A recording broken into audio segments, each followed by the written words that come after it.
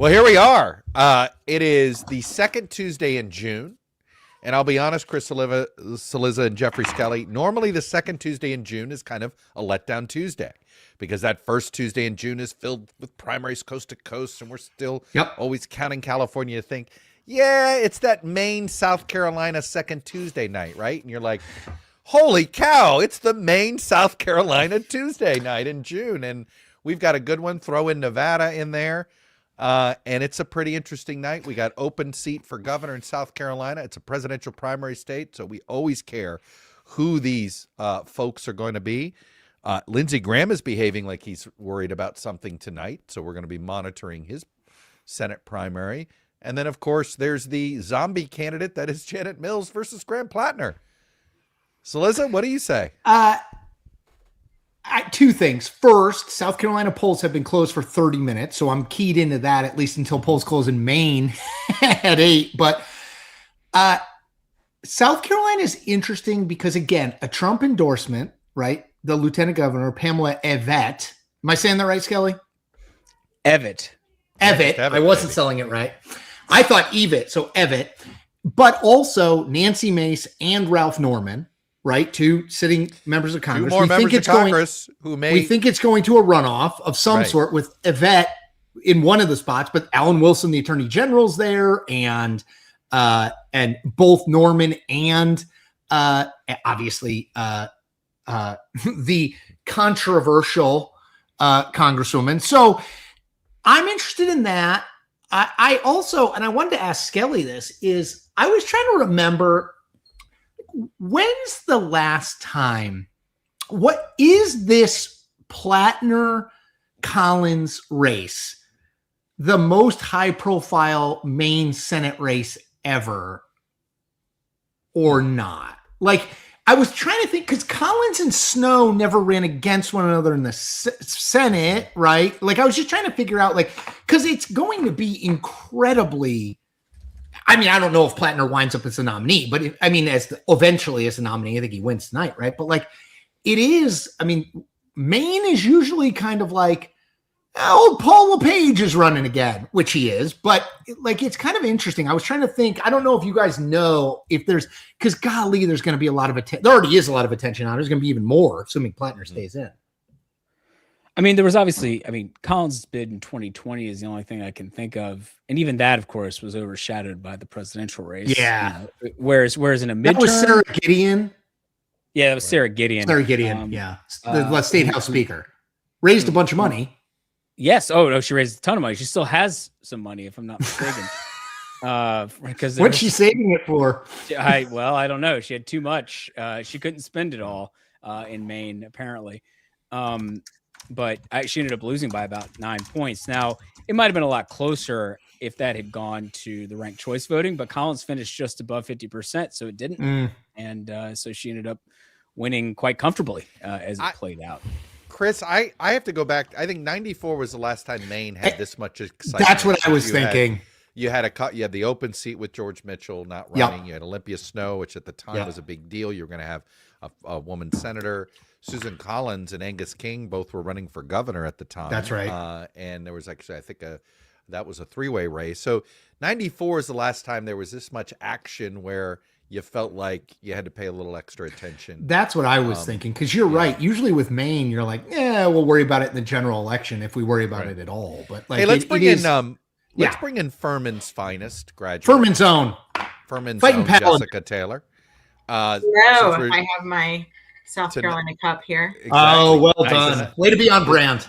The Tennessee native tonight is a South Carolina. Yes. He's going to show her South Carolina colors tonight there, Miss Taylor. So look, a governor's race that we're all paying attention to and a Senate race that Lindsey Graham decided to make us pay attention to. So what say you tonight? I mean, the fact that Lindsey Graham spent more than any single governor candidate when you have a self-funder and Ron Reddy. I mean, if Ron Reddy had been in the whole race, then he might have spent as much. But for people listening at home, Ron Reddy is the guy who made a late surge in this campaign as a businessman in the governor's race, and he's currently in third. So just sorry. Great name. Yeah, he's known he sued to keep his private seawall up at Isle of Palm.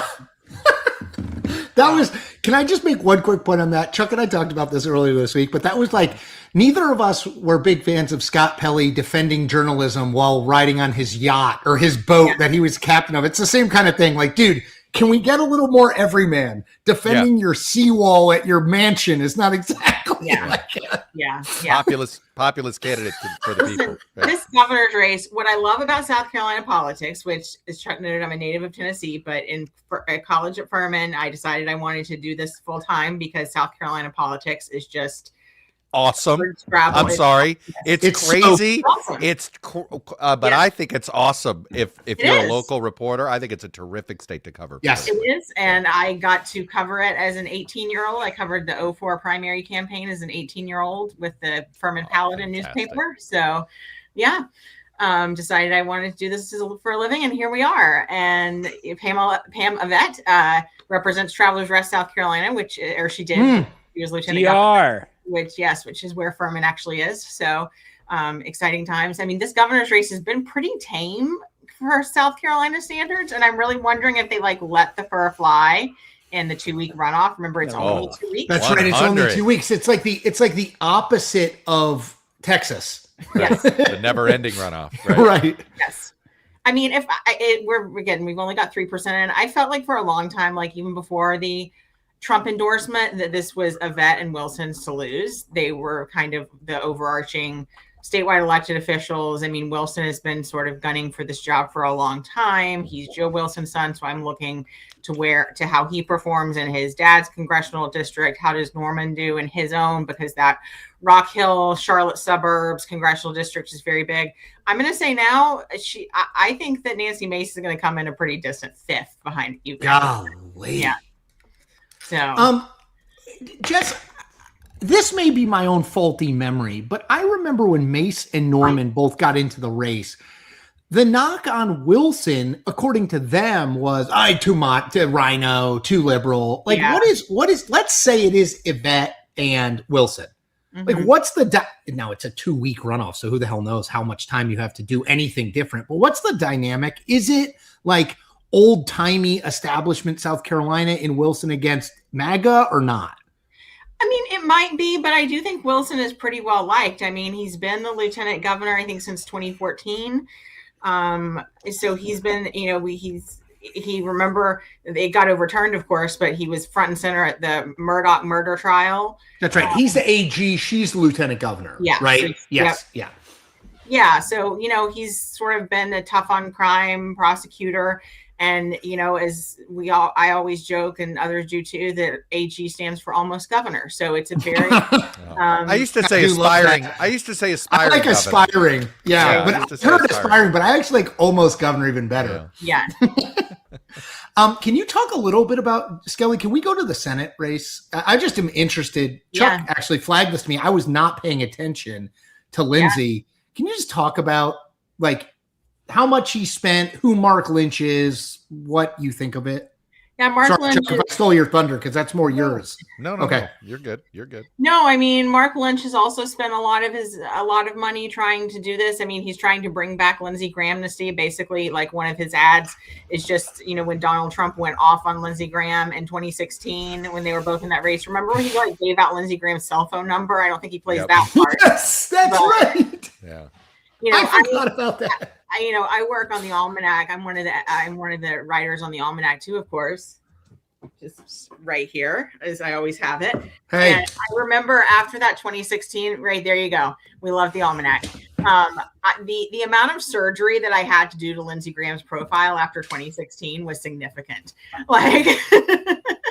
Because he is someone that has changed so much. But has he really changed at all? That's the argument that Mark Lynch is making. He says he's changed. He says he's Trump, but he's only doing it to serve himself. Which, look, it's a brutally look. If you want to wipe away, none of us here care about our access to Lindsey Graham. The fact of the matter is, Lindsey Graham understands the politics of his state quite well. Mm-hmm. Knows that Donald Trump is more popular than he is, and he pivoted a lot sooner than a bunch of other Republicans did and went ahead and did it. he kind of looks silly doing it because of all the things he said during his presidential campaign. There's no doubt this is always going to follow him. The fact that it looks like he just transactionally became MAGA simply to keep that Senate seat. Yeah. But as I've always said, Lindsey wasn't stupid. He was reading the tea leaves correctly, right? He's a very smart politician. I think he knows where power is. He's someone told me, he attaches himself to power. And McCain was the center of the Republican Party for so long. That was the way. And I mean, obviously they were very genuinely friends. I do wonder if McCain were still alive, what would have happened to Lindsey? Yeah.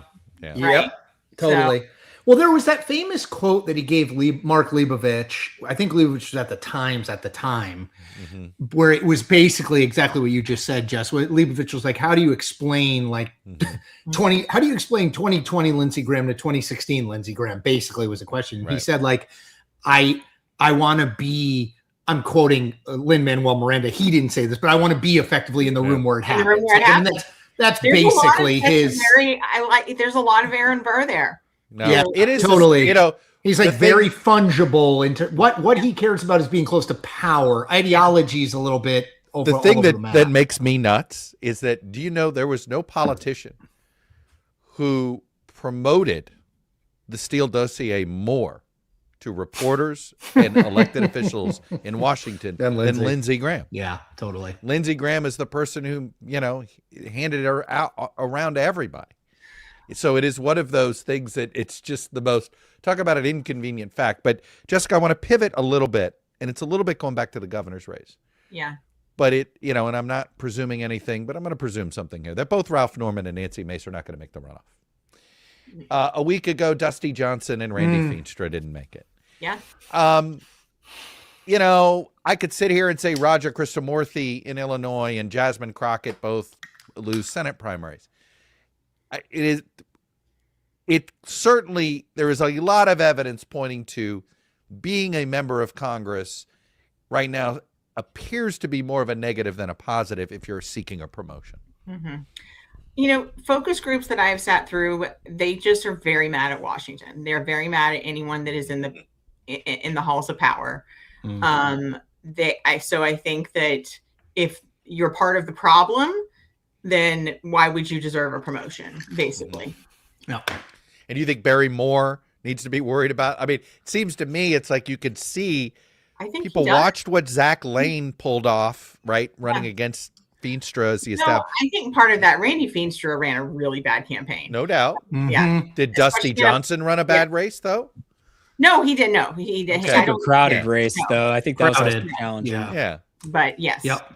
I'm just watching Barry Moore next week. Curious about Mike Collins. I mean, I do wonder if it is a impediment for some voters. Yeah. I had someone tell me one of the things that's helping Jared Hudson in that race is he is an attractive man.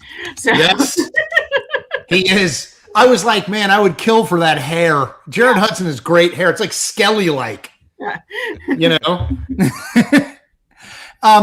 So Jess, do you? Oh, go ahead. No, I was just going to say,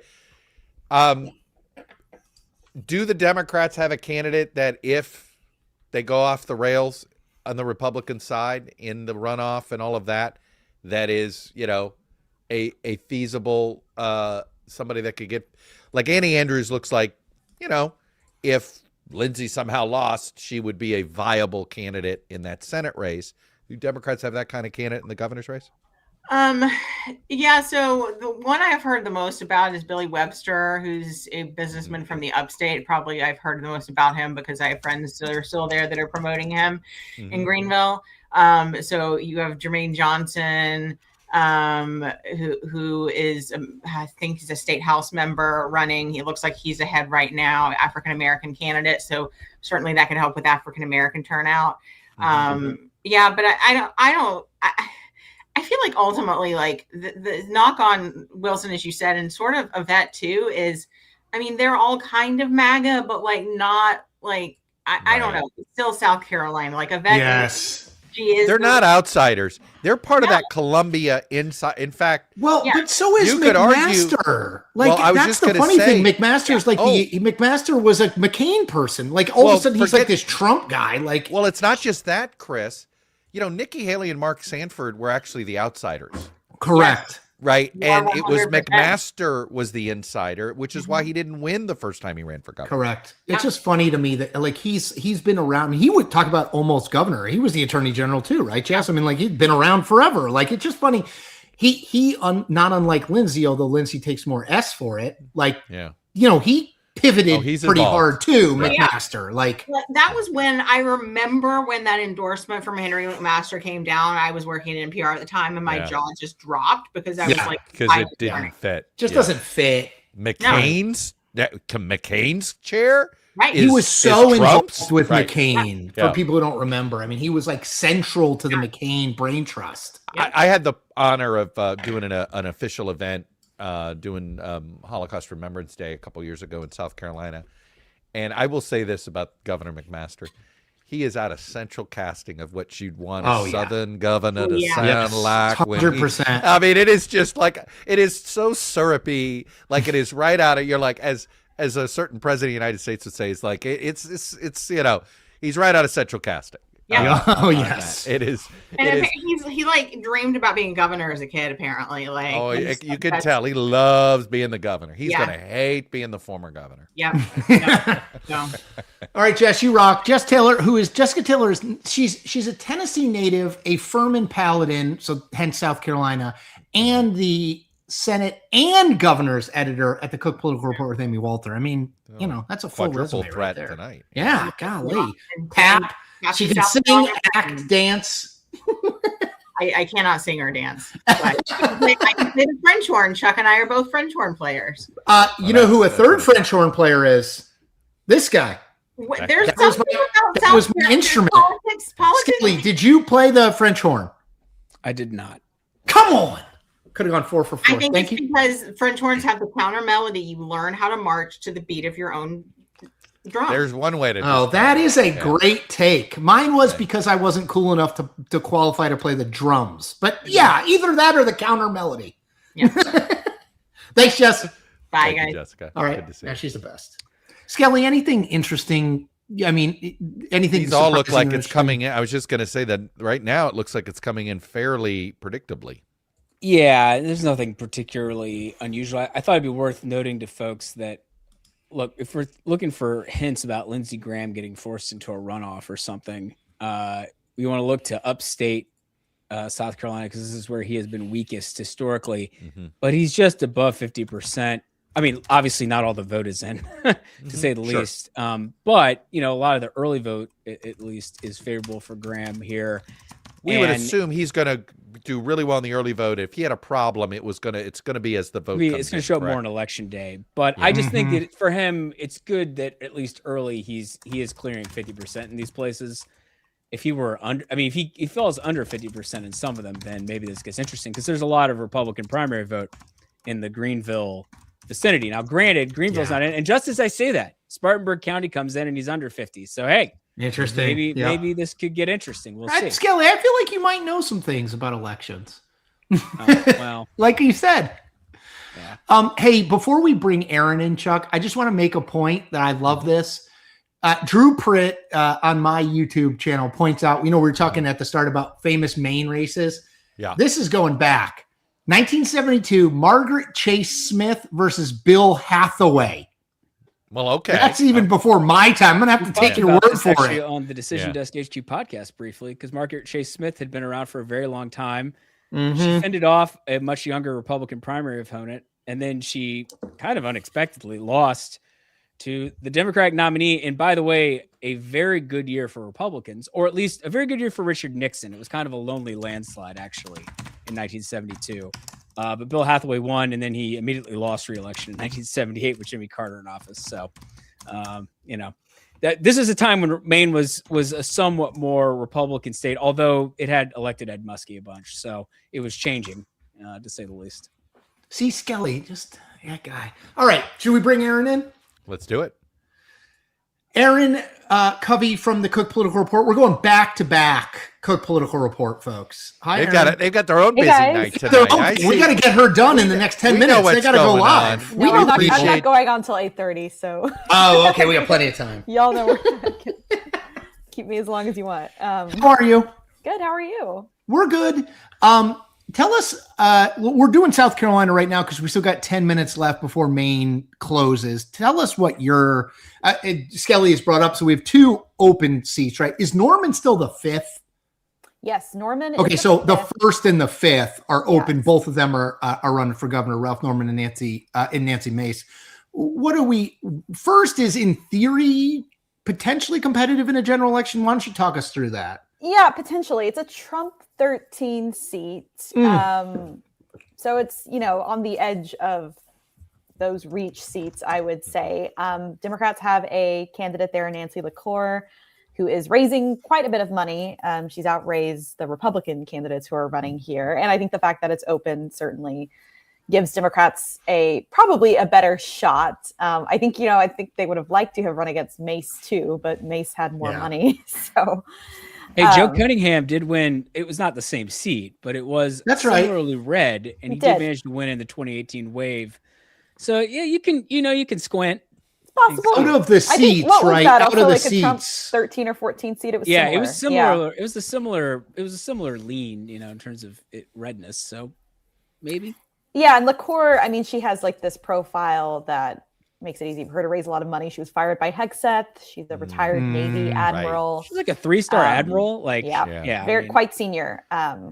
But she's going to have a runoff. It looks she probably will, because there's too many other people running. I'd be surprised if she didn't come in first place at this point, because her opponents aren't raising a lot of money. But yes, I would expect her. A gentleman by the name of Mac DeFord is the one that's in double digits here. Yes, Mac that DeFord would make sense. Sorry. No, go ahead, Jeffrey. I was just going to say he ran in 2024 and narrowly lost. So he's a familiar face for this seat in the primary. So he's a familiar face, I think, to a lot of the voters there. Yeah. By the way, Mark Sanford's still on the ballot. Yes. He is. I saw somebody in the comments mention that, and I just wanted to say yes.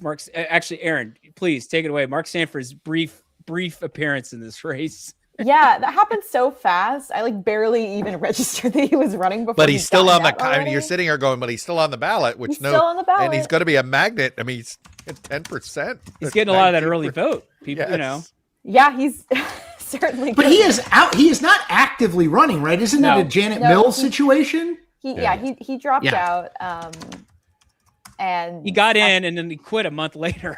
Yeah, it was so brief. But it was Mark. It was on brand. Very consistent with Mark Sanford. To be honest, he's all over the place. But this is his old district, by the way. Pre-Appalachian Trail, pre-governor, this was his district. His wife is actually the one who's from here.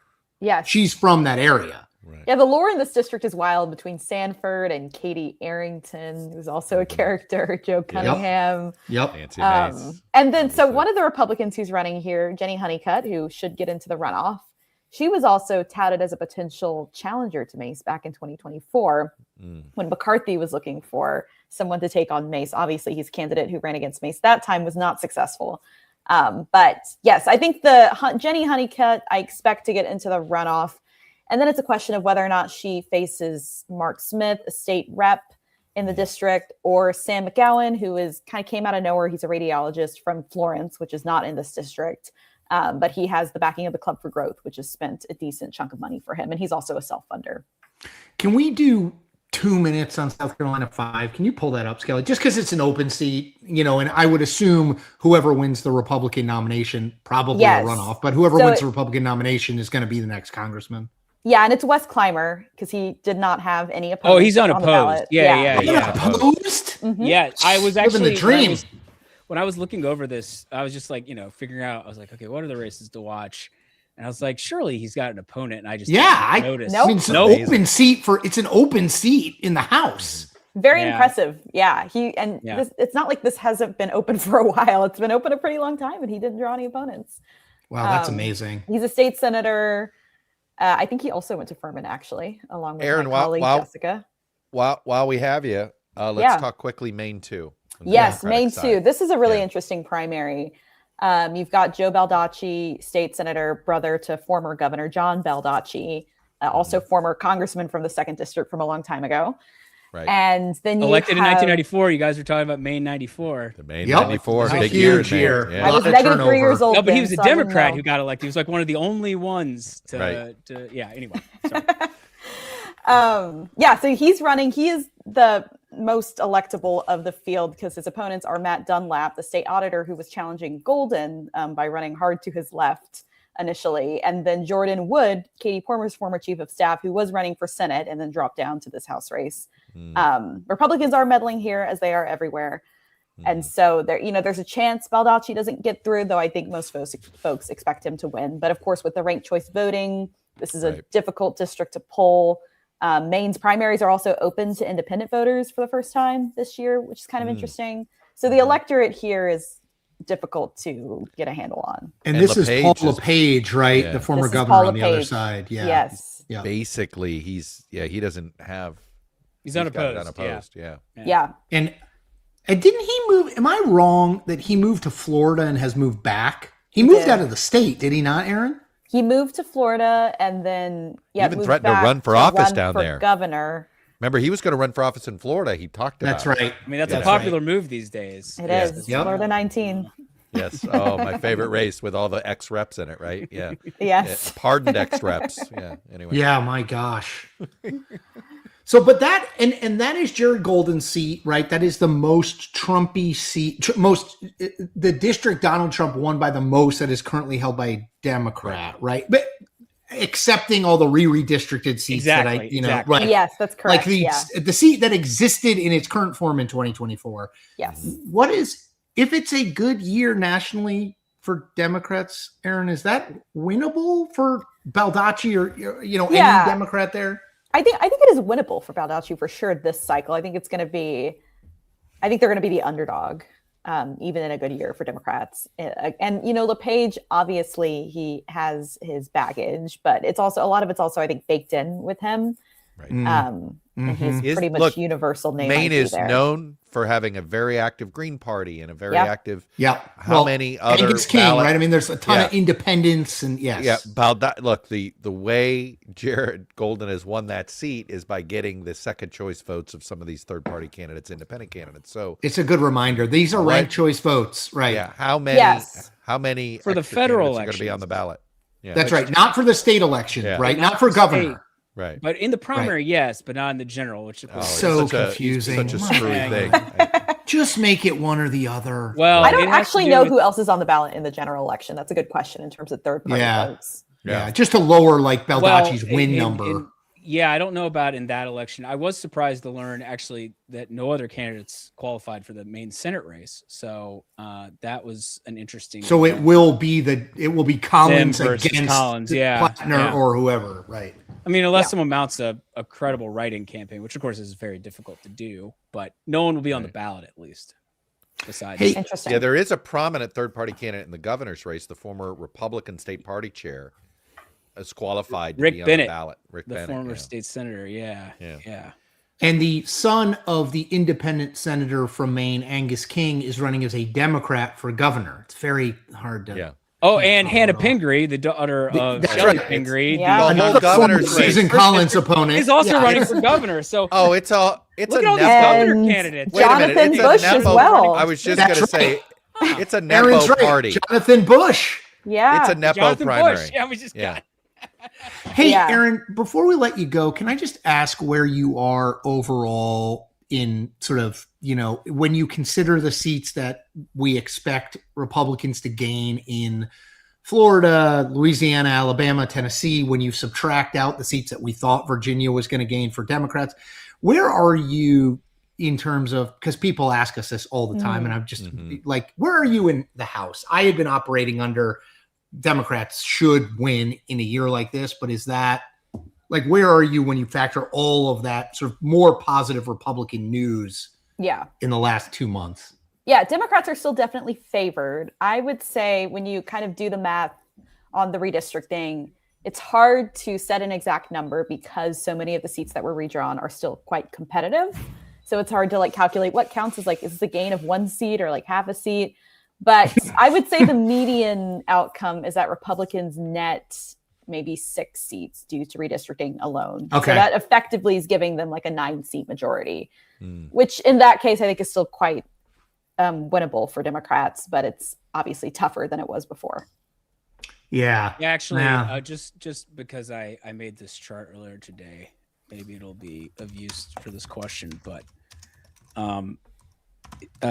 essentially, if you take the generic ballot and swing it from where we were in 2024 with the presidential vote by district at D+6, which is what it is currently in our generic ballot average at Decision Desk HQ, you have 222 seats that would lean toward the Democrats based on the 2024 presidential vote, and 213 that lean toward the Republicans. Obviously, this is a back of the envelope kind of measurement, but it does speak to the fact that I do think the environment is blue enough that they can win the House and are favored. But you can see why, if that margin were to shrink some, that it does start to get, I mean, that's, to be clear, not safe by any means, but if it did get slimmer, if things did improve for Republicans, I think it's easier to see how they could hold on. Skelly, can you send me that chart? Because I'm doing a generic ballot thing, and I will credit you, but that would be hugely helpful. Yeah, of course. Happy to. We're transacting business. We should note, Chuck, that polls are now closed in Maine. They are. And before we let Aaron go, what are you watching in Nevada? We got a couple of potentially competitive seats out there. It all depends on how you define competitive. Yeah, I mean, Nevada 3, Susie Lee's seat is the most competitive of the 4.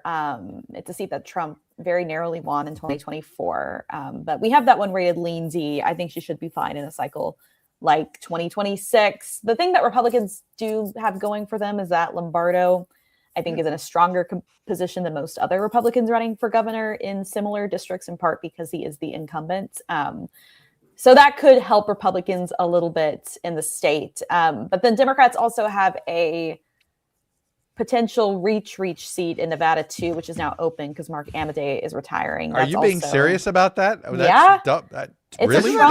Isn't that district rural? It is Trump 13, I believe. 13 or 14. 13. I mean, that's the same as the Charleston seat, Chuck. We're putting 13s on the map. I mean, you kind of have to. I think you have to. Yeah. What do you guys have that? I would assume you guys have that in likely right now. Nevada. We have it in solid, actually. So solid. Okay, interesting. We don't know who's going to win those primaries. On right. Side. That's Trump fair. endorsed David Flippo. The Democratic primary is kind of competitive. So I think if it does come online, it'll be later. And Democrats haven't reserved ad time there yet. And where do you have Nevada 3 right now? Nevada 3 we have in lean D at the moment. Yeah. Okay, cool. That's Aaron Covey, House editor of the Cook Political Report with Amy Walter. Always got to get that in there. Don't want to get Amy or Catherine mad at us. Thanks, Aaron. All right. See you. Good to see you, all right. Take care. Thanks, Aaron. Yeah, guys, I brought up, just because I haven't had a chance to really use it yet, or on the broadcast, our national precinct map on this is so cool. HQ Votes' portal, and you'll see right there, if I zoom in maybe a little bit more, people can see. Yeah, a little more. We have the presidential numbers and the presidential numbers and the House numbers in the same seat. You can compare how one did in one race and how the other did. So, all right, fun. Let's very cool. Love it. We should pull up Maine. Let's go to the main event. Yeah. Hey, that was the name of my podcast last week. Title. Yeah. Thank you very much. We have sound effects now. Yeah, I only have a gram of information for you. Is that not quite as good as me? That's wow. All right.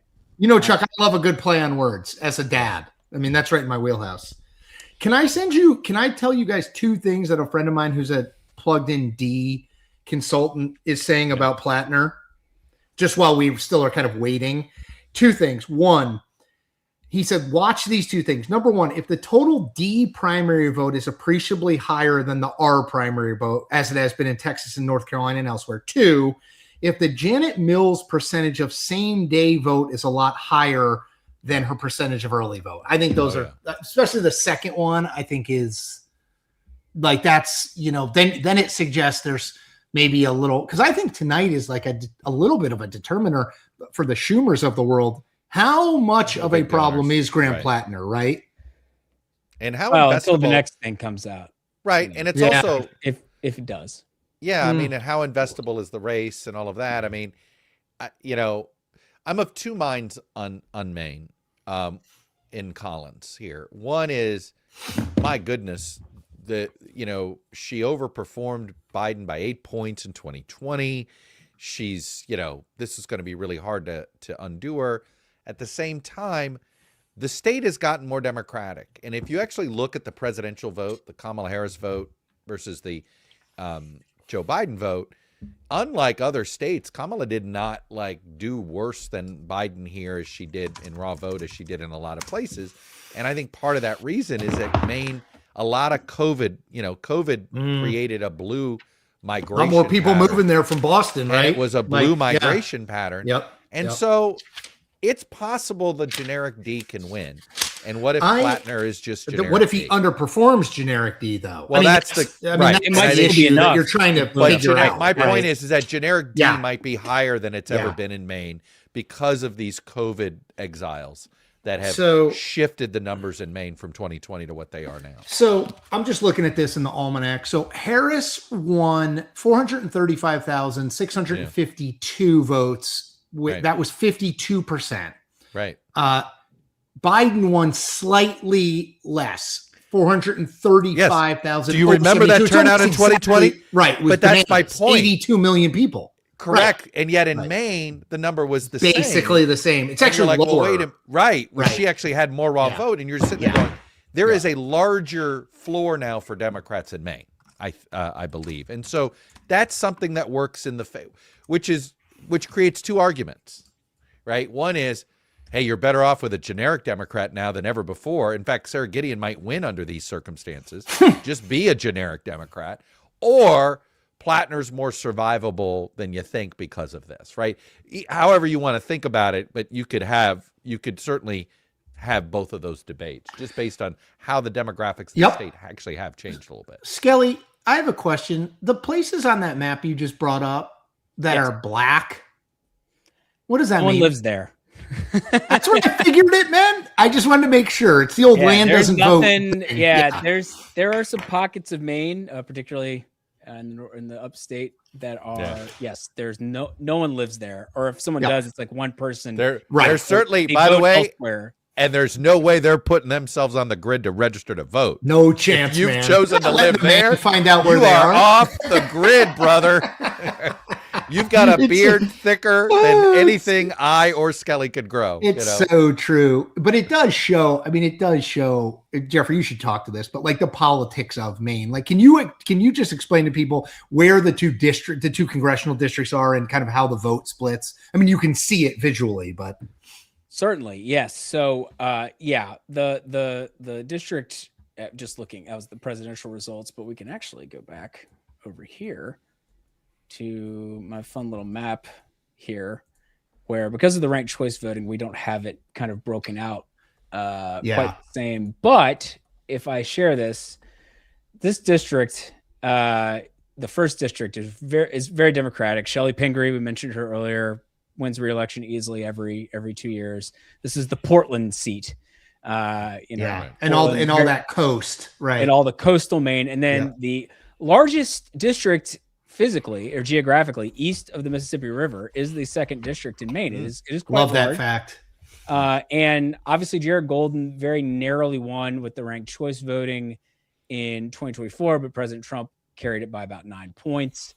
And you have, it's a lot redder. Now there are definitely Democratic pockets. Baldacci, for example, is from Bangor, right there.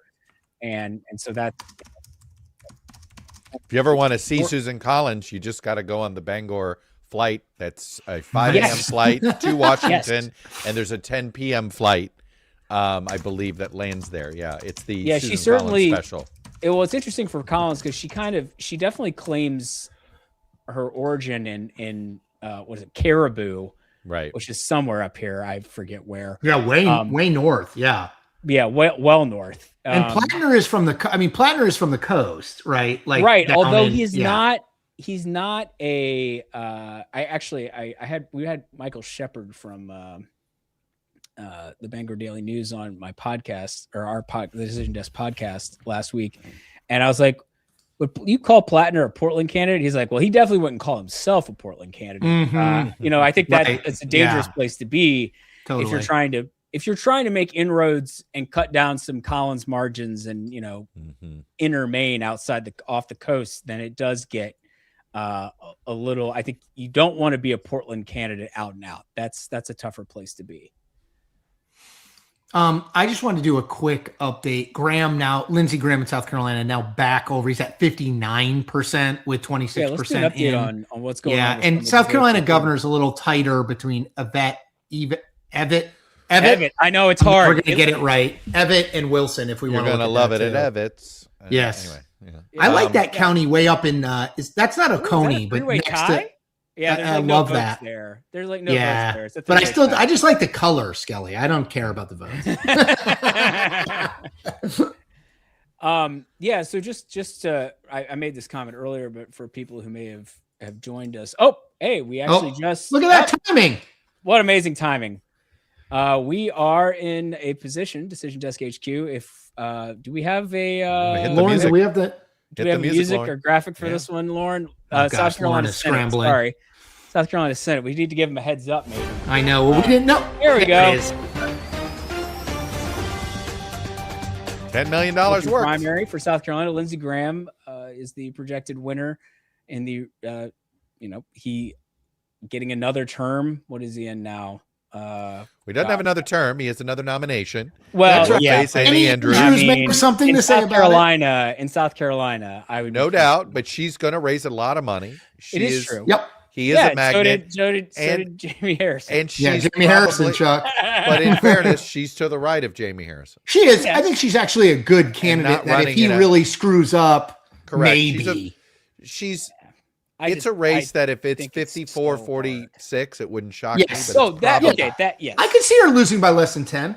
I could see her getting Lauren, into single digits. Can we pull up that the call card that we had of Lindsey Graham just very quickly? We just see if we can. You like that photo? I know. What you're that looking at. Photo is that a file photo there of him? Are you kidding me? That doesn't look anything like Lindsey Graham. I mean, it's a photo, so it's clearly him. But like, if I'm Lindsey Graham, you need to send the Decision Desk HQ people a better photo than that, bro. You look like looks like he weighs 400 pounds and he's 97 years old. I mean, I'll defend the team that we have to find photos that we can use. Yeah, you can license. Then exactly. Yes. So. But the little photo, we can go back to it. The little photo looks much more like Lindsey Graham in the actual thing. That looks like what I think Lindsey Graham looks like, although that's probably 5 years ago. But I was struck by that. I just wanted to make that point. Or 12. You know what though? Lindsey Graham is amazing. Sometimes you see pictures of politicians, you're like, oh, obviously that picture that you always is passing around is a dozen years old now. So I have a great story. So when I worked for the Almanac of American Politics, Jess Taylor works for it now. I worked for it when I was 24, working for Charlie Cook as a side hustle. And one of the jobs when you're like very junior is you have to call every House office and be like, is there anything you want to update in your profile? Right. And I remember calling Barney Frank. He just passed very recently. I remember calling Barney Frank's office and being like, hey, and they flagged ones where the photo was really out of date. And I said, we'd really like to have a new photo of the congressman. And they were like, the congressman really likes his photo. And it was legit from like 1983 or something. Like it was like Barney Frank 30 years ago. And he loved that photo. I was like, all right, man, we'll just leave it. Anyway, I do think Lindsey Graham runs good campaigns. I know a lot of liberals hate him, but he that campaign he ran against, was it Alex? What was his last name, Chuck? The president of the College of Charleston. Sanders. Alex Sanders. Yeah. That was 02 maybe. It was a real race. It was like a semi-real race. That was the first one. And he just ran a really good. He runs good campaigns. You had a Democratic incumbent governor running for re-election. Correct. Too. Yep. I mean, shout out to our friend. Yeah. Yep. I love him. I saw some people asking about the Democratic race, so I brought that up. Annie Andrews in the lead. It looks like she's going to avoid a runoff, and that was the only question. Yeah, at the current rate, it's hard to imagine she doesn't advance here and win outright, but we'll see. Obviously, look, she's going to raise decent money. It will be one of those. She's a She's a pediatrician or a pediatrician, I think. doctor. Yeah, she's a physician. Yeah. I think she's a pediatrician. So. She's Yeah. a doctor for sure. Her and Amy Acton. It's just Yeah. Both of them are kind of written off, and you're just like, I wouldn't write those off now. And obviously, Acton's in a different place. And I thought of Amy Acton because the front runner, and I don't know if he'll finish first, but the front runner in the Maine Democratic governor's race basically is in that spot because of all the name ID he got from being the face of like the health department of Maine during COVID. I mean, it's like an Amy Acton kind of story in a lot of ways. Like, it's fascinating. Yes. So it is maybe we can mention that briefly. The gubernatorial race in Maine on the Democratic side is also very interesting. Whereas, we're sitting here wondering how much of the vote is going to go against Platner. There's no expectation that Platner's not going to win the nomination. In just like the Maine 2nd congressional district, it looks extremely likely, if not a given, that the Maine gubernatorial primary on the Democratic side will also go to ranked choice voting. In that race, you've got Nirav Shah, who you were talking about there, Chris, who is former head of the state CDC, led the state's health response to COVID. He is in the lead. I'm bringing up our polling average now for this. We just had enough polling right at the end to be able to make this average. So Shaw's in the lead, but here's the thing: ranked choice voting, you have to have 50%, and no one's going to have 50% of first choice votes. Yeah. And what's interesting in that race is that you have two of the next candidates, Troy Jackson and Hannah Pingree. So former state senator Troy Jackson, Hannah Pingree, former state house speaker and daughter of Shelley Pingree. And then I'll skip Angus King III. I'll come back to him in a second. And then Shenna Bellows, who's the Secretary of State. Those candidates, Jackson, Pingree, and Bellows, have actually sort of formed an alliance, encouraging their voters in the ranked choice system to back those, whoever their first choice is, back the other two as their second and third choices in an effort to have because they're viewed as the more progressive of the five candidates, to have one of them maybe come out over Shaw in the end. And there was at least a poll done by Survey USA with the Bangor Daily News and Fair Vote, which of course is a proponent of ranked choice voting, that found actually Pingree winning in like the 5th round of ranked choice voting over Shaw. So the logic there is sound. And then we also wanted to mention Angus King III and Shaw, King being the son of the same named Angus King, independent senator from Maine. He and Shaw are viewed as somewhat more center left. I think a lot of the criticisms with Shaw is that he's got a lot of wealthy donors. You see there've been some attack ads that have been run against him. But then the counterpoint to that is that a number of some Shaw allies have been running ads attacking Troy Jackson for some things he said in the past about abortion rights. Like he had a somewhat more moderate position on abortion rights back in the day as a somewhat upstate, to be clear, upstate state senator in Maine. That's not like a shocker. But this is a vulnerability for him. And so it could be funny if the two of them are going so negative on each other that Pingree ends up benefiting. And Troy Jackson, just for people who don't know, State Senator Graham Platner has thrown kind of his operation. Buddy. Right. They're very tight. Bernie Sanders has endorsed Troy Jackson too. So like if you're looking for kind of I talked to some people who said, watch Troy Jackson too. If Troy Jackson overperforms, the Platner people will take that as a positive sign. If he underperforms, they'll take it as, a little bit of again, I'm always skeptical when it's like another candidate who's endorsed, but, Skelly, I want to get this right in my head. And I see people asking on my YouTube live stream too. Can you walk through which races in Maine are ranked choice in the primary and in the general, because it does make a difference as we're trying to calculate this stuff out. So in the primary, all the races are ranked choice. Okay. Essentially what happened, but in the general election, only the federal races, so only the U.S. Senate race, but there are not going to be any other candidates on the ballot, so that really won't come into play. But also in the U.S. House races, and we've seen Jared Golden win a couple times thanks to ranked choice voting. In the 2nd district, essentially what happened is that when Maine voters, there was a ballot measure passed by Maine voters that implemented the ranked choice voting, but it wasn't a full unconstitutional amendment. And the way that the Constitution language in Maine is written, it essentially says that the governor which is the only statewide elected official for state government. Remember all the others like state auditor, all those are elected by the state legislature. The governor has to be elected by is the candidate with the most votes. And the way that the state Supreme Court interpreted that was that it was still plurality rules. What's funny about that is that the governor's races were the entire motivation for all this ranked choice voting. Ranked choice. They kept having races. They kept having, like, Paul LePage won with like 38% in 2010. Because to Chuck's point, the third parties are very robust there. Maine is Maine and Alaska are maybe the most, like, sort of, you could see some, I mean, even more than Alaska, Maine has had multiple independent governors in the last 40 years. Right. So, which, by the way, Maine and Alaska are the only two states with ranked choice. Longley, right. Oh, and I guess Bill Walker also did. So but they had independent, but in fairness to both states, they've had independent governors before they had ranked choice voting. Yes, they did. You had it in Alaska and you've had it in Maine. I mean, right. And I think Democrats were pushing it in Maine particularly because they didn't like the fact that they kept losing, because those independents a lot of times were left. Well, this was all about the LePage era. You know, and he kept winning with about 47%. Right. Democrats are like, hey, we'll win with the second choice votes of a lot of these independent voters.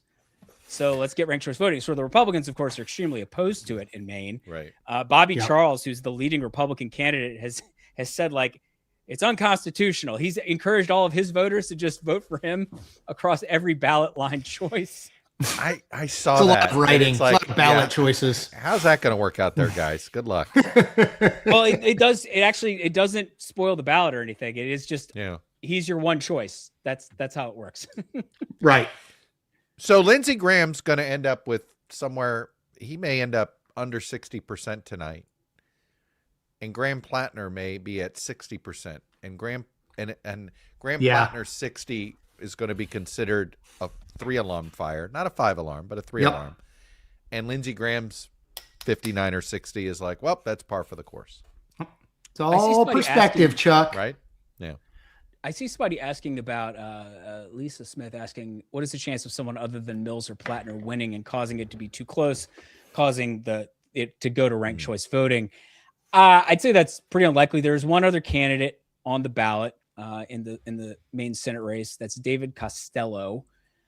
You know, how much of the vote he gets is difficult to say. There was a poll that came out that was done just a few days ago that had Platner at 68% in the primary, Mills at 16, and Costello at like 5 or 6. And then there's actually technically a write-in candidate whose name I don't remember right now, like a certified write-in candidate, right? Who might get a handful of votes. Count the numbers, exactly. So Platner, I think Platner over 65 is an interesting line. No, I think that's what Chuck and I talked about. 65-ish. Oh, all right, here we go. Boom. We got a Senate race. We have nominees. So Annie Andrews is projected to win the Democratic primary for Senate in South Carolina. She will face Lindsey Graham, the longtime incumbent, in a race that to Chuck's point, I think Annie Andrews will probably raise an insane amount of money for a race that, unless Lindsey Graham does something really new and terrible, it's hard to imagine him not winning. But she was the front runner. This was expected, right? I mean, she's a real candidate. She's going to raise real money. Right. She's going to put together a real campaign, and she needs a massive Democratic wind blowing nationally and Lindsey Graham to screw something up, right? I mean, is that fair, Chuck? Maybe several somethings up, screw several somethings up. Yeah, I mean, look, it's funny. It's like, can you imagine if Lindsey's close relationship to Trump became problematic for him in a general? Right? Like that would to me, that's, and do I think Trump's a problem for swing state people? I do. Sure. Does he become that much of an anchor in a South Carolina? I'm just going to look real quick because I don't remember. He won South Carolina 58-40. So he won by 18 in 2024. Yeah, for what it's worth, we should mention Andrews actually lost to Mace in the first congressional district. That's right, she ran for Congress. Yes. So she ran for the House. She lost by about 14, which is a district that Trump ended up winning by about 13, and it was she lost the midterm, so it wasn't like not notably better or worse one way or the other. I saw somebody ask, how is Andrews doing compared to Jamie Harrison? And so far it's about the same. I was like, I don't know if we can really say much at this point in terms of a difference between those two. I think Harrison was running in a presidential year, and he did a little bit better than Joe Biden did in South Carolina. But, I don't know. Look, he was state party chair, and he had a little bit more juice in the African American community that helped. And Clyburn cared too. Yes. Right. Like Clyburn was. Clyburn was heavily invested. Yes. You know, and so this is South Carolina and Mississippi are two states in the South that, with better organizing by the Democratic Party, they would be more competitive. What do I mean by better organizing? Better, particularly in the rural black counties in both states. The Democrats have been terrible about engaging with rural black voters in the South. It's been a consistent problem for them. It's, and South Carolina and Mississippi, in theory, the numbers are there to keep the state competitive. 35%, 36% black vote. There's a massive under-engaged vote, and it's because the party doesn't engage it. And for what it's worth, I would say South Carolina is more promising than Mississippi. Only you could make that argument. Yeah, Charleston and Columbia and Greenville do have some pockets of white voters who are Democratic in a way that in Mississippi is even more racially polarized. That's right. It's totally racially polarized. You don't have like the sort of affluent suburbs bluing a bit or getting less red in quite the same way. It is a good Democratic candidate doesn't crack 20% of the white vote in Mississippi. Right. Yeah. Right. Like that's really hard. That's right. And that's what makes the math South Carolina, hard. You can, in theory, I think Jim Hodges probably got 33 or 34% of the white vote. And that's how he won. Right. That's how he won. That was sort of the pattern of how you won there. But it's, it's one of those that I will peek at that result just to see, is that going to be competitive tonight or not? Okay, it's not. But it's like, there's like a 2 in 10 chance it is. I got a bunch of questions here, Jeffrey, about Maine, the Senate race. Like this is true of the governor's race too, but I looked, I think Platner's winning 5-1 currently. Literally 5 total votes. Yeah. Raw votes. Total votes to 1 total vote. Yeah.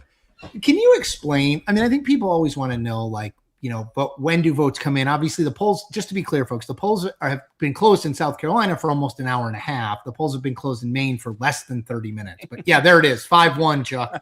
David Costello is currently beating Janet Mills. Oh, we got some votes from Frenchboro, folks. Yeah.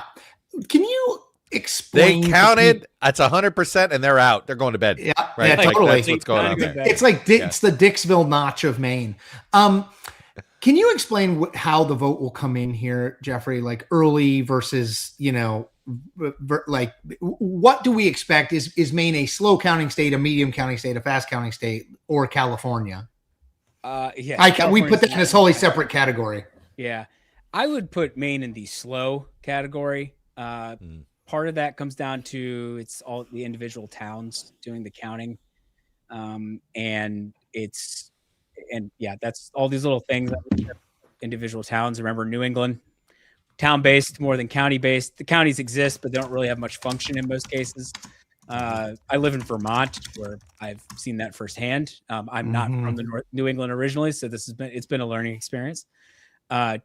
Anyway, it's a slower state. I do think. Chuck, I think mentioned this earlier. Platner, or maybe it was Chris. Sorry, I apologize. I have dad brain. I'm not getting enough sleep.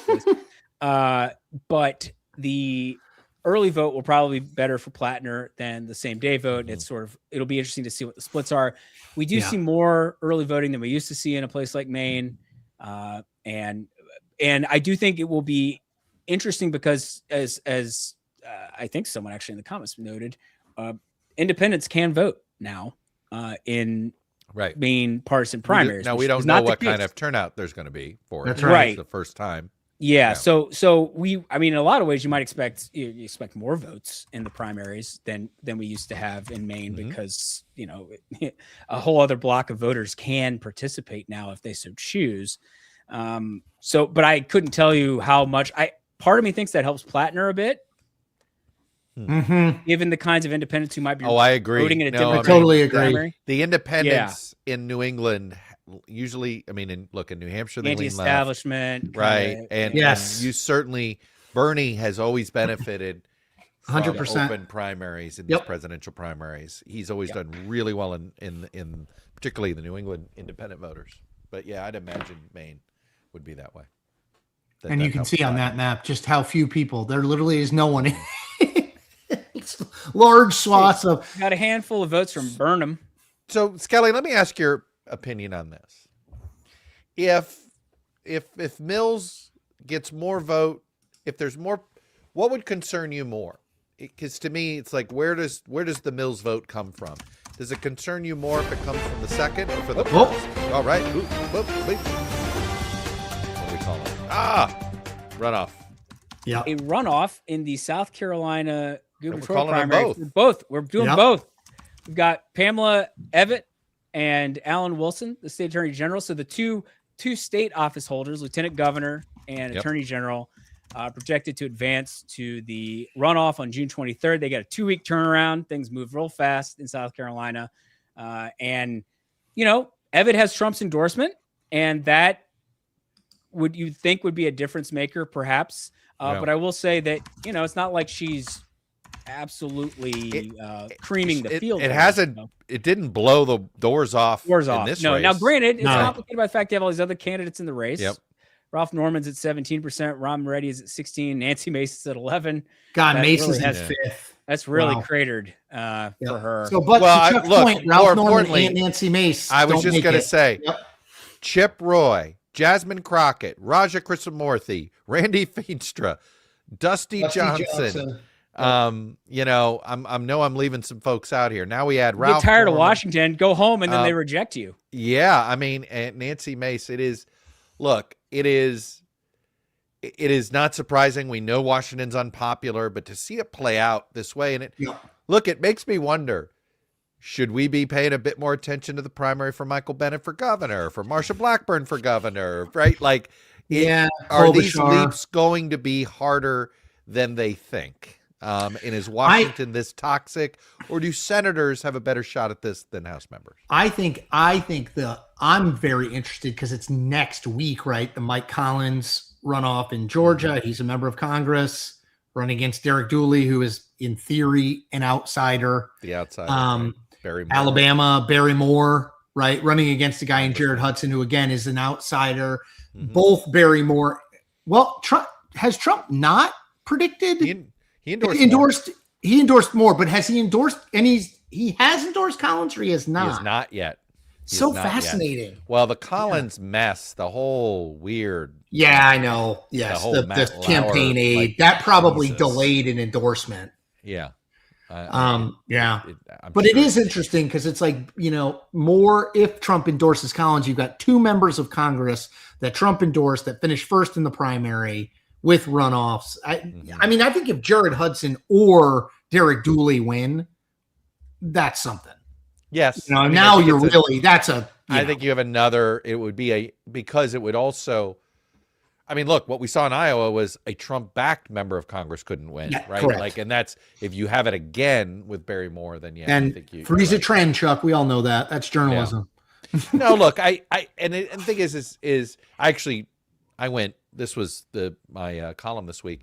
I went deep to see if in years that the House changed hands, whether the promotion rate in primaries was worse, when there's an anti, when one party, and there really was no correlation, like in 06 and 10, those 2 flip years, you did have members of Congress had a losing record in statewide primaries.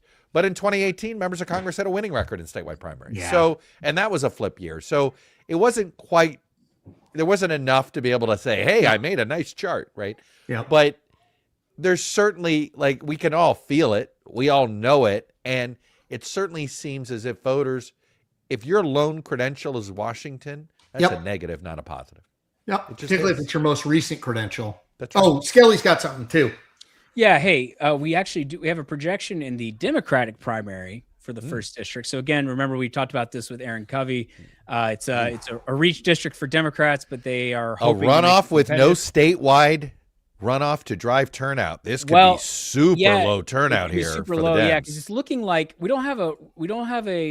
And we actually, speaking of, thank you, Chuck. We also do have a projection in the Democratic primary for governor. Yeah, where Jermaine Johnson is going to win the nomination there. So yes, if there are any statewide contests, they might be down ballot. And I honestly, I'm not 100% sure what those are. I can do a little digging. But that's not gonna, yes, there'll be no. That's not going to drive line. turnout. That's exactly. The There's not any top of the not line down governor, ballot. Senate driving turnout. Absolutely. Right. And again, just to reiterate for people who weren't here, that's a Trump plus 13. It has been held by a Democrat in the not too distant past. I can't remember when Joe But Cunningham won. it was a better district for Democrats. It was a better like district. So that's a R plus 7 or 8, I think. That's a, Jeffrey, if you want to bring up your generic ballot graphic again, that's probably a D plus like 8 to 10 on the generic at least, right? Maybe more. Yeah. So imagine, where it is currently, 6 points is a 7.5 point swing. And if you're just doing it from 2024, because Trump won the national popular vote by 1.5. So yeah, I think you need to be getting up toward this range probably. Now, candidates can affect that. I mean, all this is, this is very back of the envelope because each race is going to differ a little bit. Some places have bigger swings than others. Some places you don't see as much of a swing. The 2022 midterms were famous because there were kind of like regional things going on in different states where things went better for Democrats, even though it was a Republican, it was a broadly good midterm for the president's party in 2022, but it was still a slightly Republican leaning year. Yeah. Right. And good for the president's party in that they just didn't lose very much. They didn't lose as much. That's right. Yeah. But they still lost. But they did. No, they did. Right. That's something that apparently the people around Joe Biden they forgot about that. They forgot about that. They lost. They did not win. It was not a successful midterm. It just was not as big of a failure as most partisan midterms. Right. One other reminder about this district. There's a reason the Republican state Senate in South Carolina did not do a remap. And I think it's because if you tried to get rid of Clyburn's district, there is no way you could have done it without making this Charleston district more competitive. That's right. Right, Skelly? I mean, I think the maps that they were circulating, I think sort of kept it in the same vicinity partisan wise. But it is true that some of Clyburn would have to bleed into it, wouldn't it? Well, yeah. Just geographically. If you get creative geographically and throw in some parts of Charleston, the Charleston area into the district up here where like Myrtle Beach is, which is much more Republican, Horry County. Robert Horry. Yeah, exactly. After Robert Horry. Robert Horry, yeah. Horry County. Bob. Yeah. Big shot Bob. Yeah, so but I think they were gun shy about changing the lines because of the potential for new districts. Maybe I think Clyburn would have run potentially in the district that had his hometown in it. That was a Trump plus 10 seat, but that might have actually been interesting, especially in a year like this, right? Yeah, where you have where everything is you probably have at least somewhat of a depressed MAGA turnout.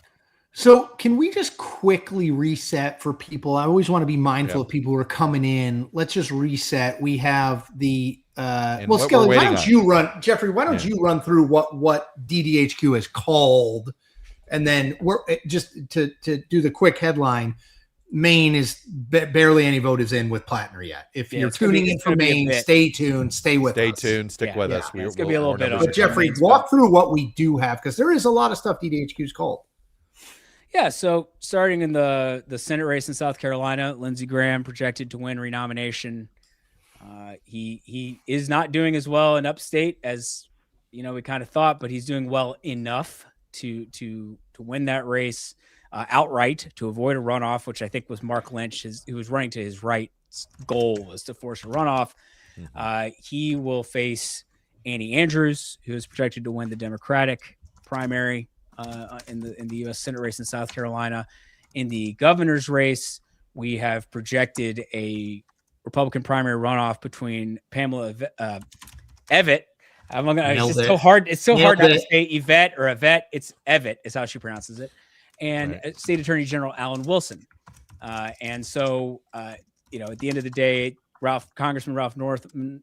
I did the same thing earlier. I know, Ralph so hard, Northam, man. former I'm governor of from Virginia. Yes, I see Ralph Norman, and my mind goes Northam. Totally.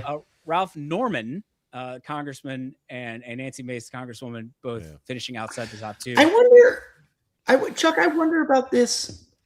Could you have gotten, if you said to me at the start of this, which of them finishes with a higher percentage of the vote in the governor's race, I would have said Mace than Norman. But it does not appear that that's going to be the case. I wonder why. Is it the Epstein stuff with Mace that just kind of tanked No, I her? think the Trump endorsement, I think she'd been implying that she was tight with Trump. I think the Trump endorsement hurt her. I think that's why her numbers, she took a hard hit after Trump finally weighed in. I don't think now none of us ever expected Trump to be for Mace, but Mace was Mace is kind of, I think that her brand was very intertwined with Trump. So I think not getting it's a theory. It's just, I mean, who knows? But I mean, that's a pretty bad performance. I mean, I know there's only half the vote in, but maybe in her base. Sometimes candidate performance ought to matter. We're so shocked when candidate performance doesn't matter. She's been erratic. She's been all over the map. Yep. Yeah. You're right. She's been picking all these fights. She said it herself. I mean, yes, look, the decision to get involved with Epstein stuff was never going to mix well with her governor ambitions. No, right? Not with Trump. She either was going to be an Epstein, alarm sounder, or she was going to run for governor. But when she tried to do both, I mean, just the politics of South Carolina, Trump's relationship with McMaster, look, I think Evett was beatable in this race, and they knew she was beatable. The fact that even with an endorsement, she can't get out of a runoff. I know there's a lot of people in this race, and frankly, this is what we saw. Every first-term Republican governor this century's had to go through a runoff in order to get there. So, I get it, but look, I mean, think about what happened 6 months ago. Wasn't that long ago that she had that meltdown at the airport I think it was the Charleston airport, where there was like Zapruder footage. Breakdowns of did she get out of the car? Yes. Right, like with the security cameras. And she just ran a terrible race. She didn't really look like she was running for governor. So Randy Feenstra, bad candidates do lose. Yeah, but on another but she's level, on a whole other plane, right? He was just boring. She certainly is not boring, but she never was focused on the main thing. Yeah. I mean, I could see a voter saying, well, I didn't know Nancy Mace was running for governor. She seemed to be worried about all these other things. Yep, totally. All right, hold on. Skelly is going to jump in a minute, so let me get my screen ready because I want to have the main results up for people, and then let me share this. Get the main thing be the main thing here. Main thing is the main thing. You watch the sausage get made. Exactly. And then let me just go ahead. Yeah, go ahead, Jeffrey. Oh yeah, just to finish running through, I realized we paused and we're talking about the governor's race on the Republican side for a minute, just for full accounting of things. Jermaine Johnson is projected to win the Democratic primary, so he will face the winner of the June 23rd runoff on the Republican side. To be clear, South Carolina, Republican-leaning state, we have every reason to expect the Republicans to be favored and to win there, but this is why you hold the elections. If everything was an absolute given. Look, Billy Webster was somebody that there were some money type people in Columbia that thought they could create a new Jim Hodges there, but couldn't get through the primary.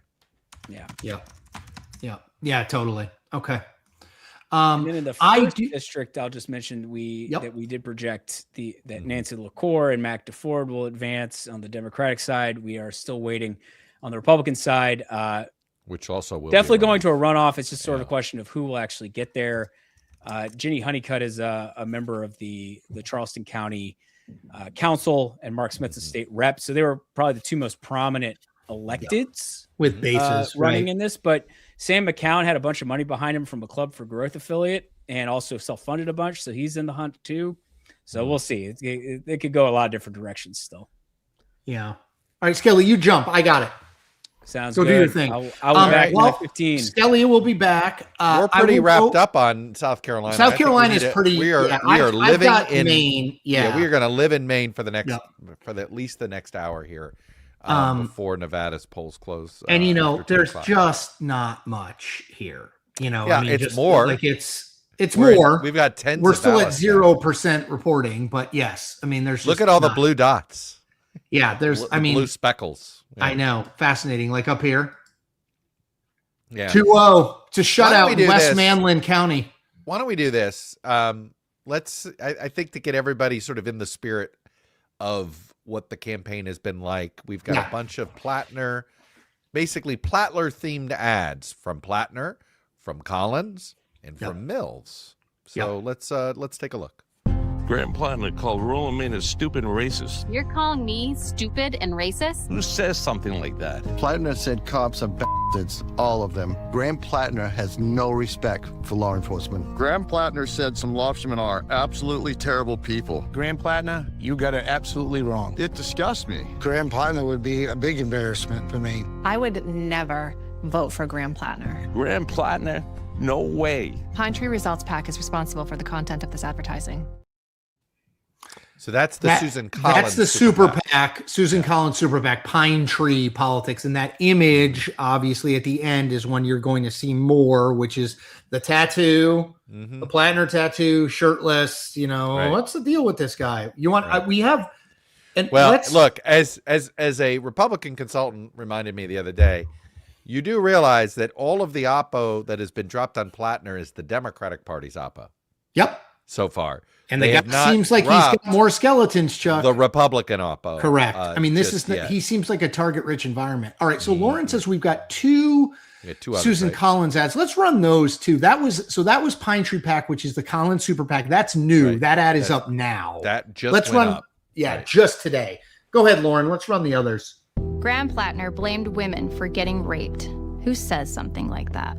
Platner said women should take some responsibility for themselves and not get so effed up they wind up having sex with someone they don't mean to. What's wrong with this guy? Platner said to avoid rape, women should act like an adult for F's sake. He's an awful person. Graham Platner is dangerous. I would never vote for Graham Platner. Pine Tree Results PAC is responsible for the content of this advertising.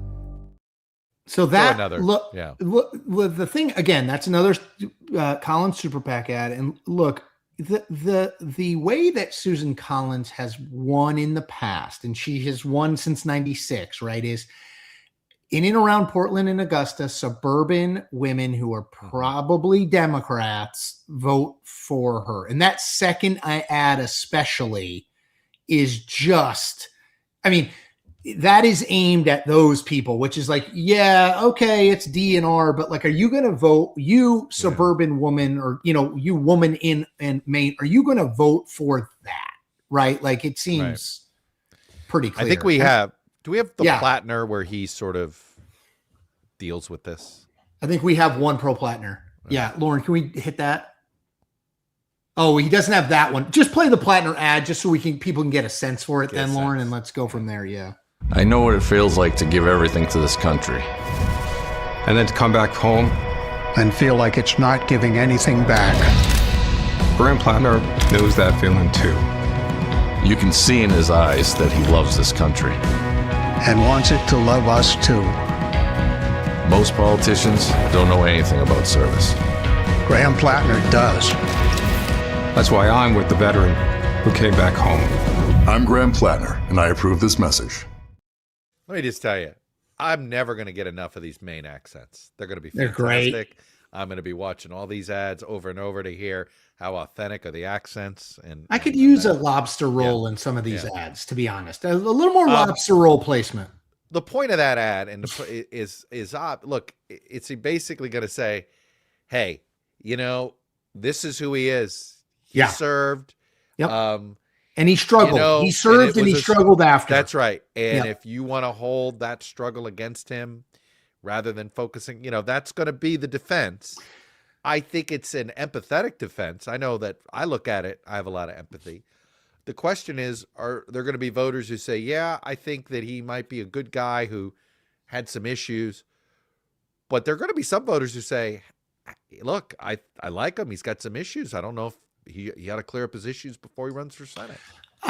I will note, you and I talked about this on our podcast on Monday, but I will note our friend Alex Seitzwald, who was a longtime NBC reporter, who is now runs the Mid-Coast Villager, kind of, let me see if I've got my screen shared, kind of in this-ish area. He made a really good point, which is to that the Reddit posts, which those women were reading from, and even the Nazi iconography, I never know totally how to say. I mean, it's imagery used by the Nazis that Graham Platner had tattooed on his body, and he said he didn't know that stuff didn't hurt Platner as much as Janet Mills's campaign thought it would, because Platner was able to say exactly what that ad said, which is, look, I served, I struggled. He has openly talked about having post-traumatic stress disorder. I struggled. I did some stupid things when I came back. I wrote some stupid things. And that the more recent stuff, which is the sexting relationships with women who are not his wife, they were married in 2023. He's had relationships with sexting relationships with women since then. And then the New York Times story about the girlfriends and, his relationships with them. The problem is exactly to your point, Chuck, which is the redemption arc of Graham Platner is very empathetic and sellable. Hey, look, I left Maine. I served. It messed me up. I said and did some stupid things, but now I found myself, I'm back here in Maine. I've got it. And the more recent stuff screws with that narrative. And we know politics works on narratives. I just thought that was a sort of a worthwhile point. Look, I think, we know what this campaign is now going to be about over the next 5 months, assuming there's not some panic result tonight that sort of creates some sort of growing movement to twist his arm and get him to drop. Right. Yeah. I barring him barely cracking 55%, I just don't buy it. Right. And that, or between now and July 13th, when is the deadline for him to drop, something else comes. Those are the two things. You're right. So I think the question is, who successfully paints the image, right? Is it who is Graham Platner or who is Susan Collins, right? Like it becomes, what's the voter thinking about? Is Platner up to the job versus is Collins been there too long? Right? Is she sort of worn out her welcome? And I think that, one thing I do know is true. The amount of money that's going to pour in against Platner is greater than it's ever been before. And in part, it's because North Carolina's done. Yeah. Ohio looks like it's a huge problem now for the Republicans. Texas already is a money pit. Maine is at least a cheaper state to try to hold if you're Republican. So they're going to go all out in trying to tear down Platner. And that's the question. And there's a lot there, Chuck. I mean, there's a lot there. Right. That's the thing. It's cheap, and we know the Oppo research book is this big. I mean, right. Now, that's the other question. I think I shared that, right? Is this it? That's it. That's the question. Or is there new stuff? Right. And obviously that's the question. Every new thing that comes out, if it truly feels new, then it hits harder.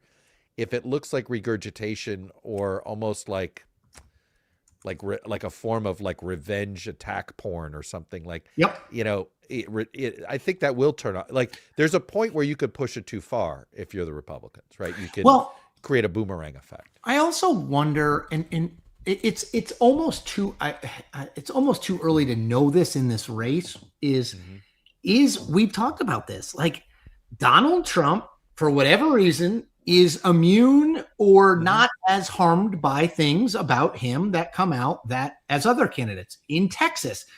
Look, again, I just repeat, Ken Paxton was impeached by the not at all moderate Republican state house. His wife came out last spring and said, basically, Ken Paxton's having affairs and we're getting a divorce. Didn't matter, right? He beats John Cornyn by 30 points in the runoff or whatever. So it's like these things do exist in politics. I don't know if Platner is one. Because I don't think we know what the full impact of the last 10 days is. We can say, okay, the Reddit stuff, and at least so far the Nazi tattoo stuff did not hurt him. But, or I shouldn't say did not hurt him, did not disqualify him. in the eyes of voters. But I don't know how we know. Before we bring our friend John Kavuyan on, who's going to come on at the top of 9, love him. Chuck, can you do your over-under tonight? Obviously, Platner's there's no voting. Right. Let's just say he's at 74.5%. Can you do your over-under on what does Platner have to get over to quiet at least some of the worries? And if he gets under that number, what number, if he gets under, is he doomed? Well, a couple of weeks ago, there was a primary poll that had it something like 76-16. So that certainly sets certainly sets a bar. I did my own deep dive on what I call zombie candidates that are prominent, right? Somebody like Janet Mills, who drops out, but his name's still on the ballot. You had Nikki Haley running against Donald Trump after she dropped out because she had already filed on all these ballots, right? And there was a governor's race in 2018 in Iowa where a leading candidate dropped but couldn't get their name off the ballot, had an own scandal. They were polling in the 20s. And so you look at all of those baselines. Well, the Iowa candidate ended up with 5% of the vote. Nikki Haley would go anywhere from 15 to 25, right, in her zombie vote, depending on what state they were in, right, how red the state was. That's right. Right. How suburban the state was, she did better. If it was more rural, she did worse. Right. And I think the Haley example is pretty good because there was clear that Republicans were sending a message. Hey, we're Republicans who don't like Trump. Right. This is the not Trump people, because they knew voting for Nikki Haley's not going to win the primary. That's right. You wanted to send that message. You were determined to send that message. Yeah.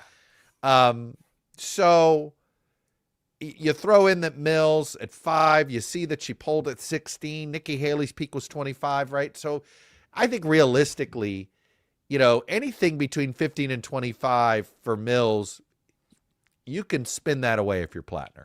All right. The closer to 25, the more problem. North of 20, I think it starts to become more of a problem. You're right. You're right. And there is a third candidate on the ballot. So look, his total vote, if it's over 65, if his total vote's over 70, there's no conversation. No, unless something big else comes out, he will be the nominee. That's correct. If the total vote's in the 60s, right, between 65 and 69, it becomes a real, look, I've dropped the race in my likelihood of it flipping. I still think it's as possible as, say, Alaska flips, but I don't have it. I have Ohio ahead of it. You have Ohio. So you would say North Carolina. I have North Carolina and Ohio 1 and 2 now. And then Maine, Alaska. My new rankings for tomorrow are going to be North Carolina 1, Ohio 2, Michigan 3. Abdul Al-Sayed is the front. Yeah, I think he could win the nomination. And Mike Rogers is a totally credible candidate. And the money's going to pour in just like it did against Paxton. Yep. I put Iowa 4. I put Maine 5 right now. I put Iowa and Ohio both above Maine. More out of, I just think that, look, the circumstances are great for Turek in Iowa. He's got a gubernatorial partner. He can be the junior partner. Sanders bringing in the money. I mean, that isn't.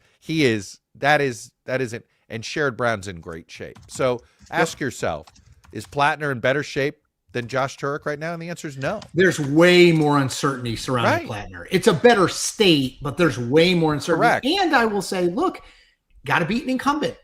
I know Democrats think Susan Collins is terrible, but man, she's won every race since 96. Right. And that's not nothing. Chuck, one more question that I want before we bring. But I go back to something about Maine that I still, it has become bluer. And I don't think folks fully. Question is how much bluer? And is it blue enough to withstand the loss of whatever number this is? Right. Chuck, one last thing before we bring our friend John Kavuyan in. How much moral peril, if any, how much danger are Democrats in, and I mean at the national level, in saying all this Platner stuff doesn't matter because he can still win, when so much of the argument they made against Trump is bad guy, bad personal life, says and does terrible things. Right. Do they run the risk of winning the battle to potentially lose the broader brand war heading into 2028. Let's not gum it up with vagueness. Yeah. Can James Tallarico credibly call into question Paxton's character? It's very hard. And I mean, maybe because it's Texas and Maine, and people, they'll say nobody cares. But we're talking like I don't know, brand picture. Look, this is a case where Donald Trump has changed. You know, everybody knows he's changed the equation. We just don't know how much. How much? And look, a Platner victory in Maine in November, I think, has massive impact on sort of where Democrats' heads are at. Oh, totally. Into 28. Totally. If you're an outsider potential candidate and Graham Platner wins, like even if no other bad stories come out from now until November and he wins, you got to get into that race. I mean, it just shows you what people want. All right. Why don't we bring in our friend John Kavulian of JMC Analytics and Polling, the man with the numbers. There he is. Hi, John. How's everybody doing tonight? You know, we're good. In fact, miss that Louisiana accent. You know, one of the things we were pointing out is that, you know, Maine got bluer thanks to COVID, and the question is how much bluer did it get, and what kind of extra padding does that give a generic Democrat going into November? You know, what's interesting about Maine is it strikes me as a state like New Hampshire, where it is in the 51 to 54% Democratic range, which is it's Democratic, but it's not so Democratic like, say, in Oregon or Washington, to where Democrats can sleepwalk through an election. And Maine is part of that New England contrariness, where if you have the right Republican, such as a Phil Scott type or Scott Brown type, or in this case, Susan Collins, they can run ahead of the ticket. Having said that, though, this is a very ugly year for Susan Collins to try to be running for re-election, particularly given that she's been around for 30 years. Well, that gets into the other issue that you know, I was quoting you a lot last week about how Republicans, when given a chance in a competitive primary to vote out somebody closer to the establishment, they will. But we did not see those voters roar to life in South Carolina tonight. South Carolina is kind of an interesting state because Lindsey Graham has learned how to walk that delicate tightrope of, number one, keeping Trump happy, and number two, keeping enough of the Trump Republican voter base happy to where he stays securely above 50%. And one of the things that's interesting, I know we were hoping on pivoting to all Maine all the time, but there are a couple of, I guess, postmortems about South Carolina that I think are worth mentioning. Yep. Number one, when I was looking at the data, the spread between the early vote and the election day vote in South Carolina was basically almost nothing in Lindsey Graham's case. However, in the governor's case, Evan and Wilson were roughly tied amongst the early vote, but she's up 9 points amongst the election day vote. And as more and more of the election day vote comes in throughout the night, I would expect that her lead will keep expanding. And so it's interesting to me in that it is a quantifiable way of measuring the Trump effect because, of course, South Carolina has a fairly long early voting cycle. And so to have the endorsement come late, as it always does, and to see a noticeable difference between the early and election day vote, it's a perfect exhibit A of this is the quantifiable value of a Trump endorsement. So you expect you expect her number to grow just based on what you've seen so far.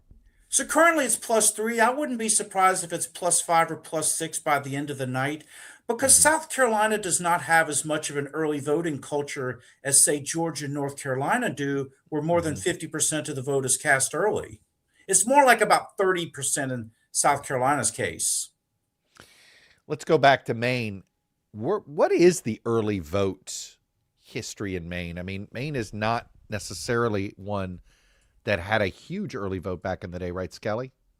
Yeah, this is a recent development, sort of the COVID era into now, in terms of people using early voting. To be clear, that there are people who have voted early. I'm not exactly sure what the breakdown is going to be at the end of the day, but though I would expect there will be more election day vote in Maine than there will be early. And typically what happens, Jeff is correct in that Maine is relatively late to the early voting game, where historically you had absentee voting, and it has expanded some, but we're not talking about it being 50, 60, 70% of the electorate. It's more in about the 20 to 30% range. But from what I've noticed, the early voting does skew heavily Democratic, and it's something we can measure because, of course, Maine is a party registration state.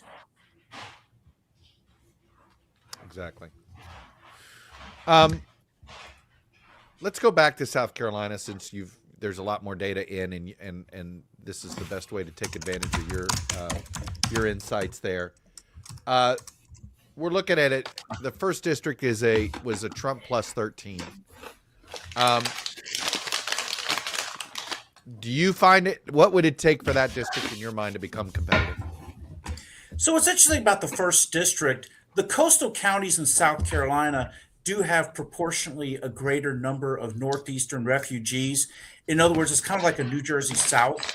So in other words, people who might have migrated from Ocean County directly down to Charleston County or Horry County, et cetera, et cetera. Yeah. I think I went to high school with every one of those people, John. Or they're in Beaufort. A lot of them are in Beaufort. A lot in Beaufort. Yep. So South Carolina 1 is a Republican-leaning district. It is not super solidly Republican. So theoretically, if you're talking about a strong Democratic year, it does become a district worth watching, just like it was in 2018. And it has not escaped my notice that the partisan primary vote in South Carolina is roughly about 50-50 right now. And when I think of all the states that have shifted relative to 2018 in terms of Democrats outvoting Republican, it's happening way too often for me just to assume it's just a one-off kind of thing. In other words, we're talking about North Carolina, Texas, Ohio, and Georgia, where in all 4 states, Democrats have outvoted Republicans in the primary. And this has been fairly close tonight in South Carolina, is it not? It started off with a Democratic advantage. Right now, I think the Republicans are up about 5,000 to 10,000. But the fact that it's that close, that's the kind of thing to me that would put those 50 to 55% Trump seats in some kind of risk. Ironically, I would say SC1 is a little bit more at risk, and I'm going way out on a limb here, than say SC2 is, because South Carolina 1 has a lot of Northeastern retirees. And you'll remember back in the McCain-Huckabee contest in 2008, John McCain's strongest counties were the coastal counties. Right. Mm-hmm. You know, if you weren't from South Carolina originally, you were more likely a McCain voter. If you were South Carolina born and raised, you were probably a Huckabee voter. Can I just note that?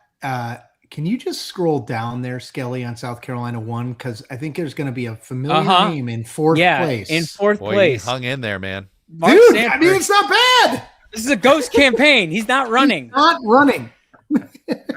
I think it might be a situation where... this is going to be a main event. That's a big one. There it is. Yes, there it is. Yep. There it is. We are projecting that Graham Platner will win the Democratic nomination for U.S. Senate.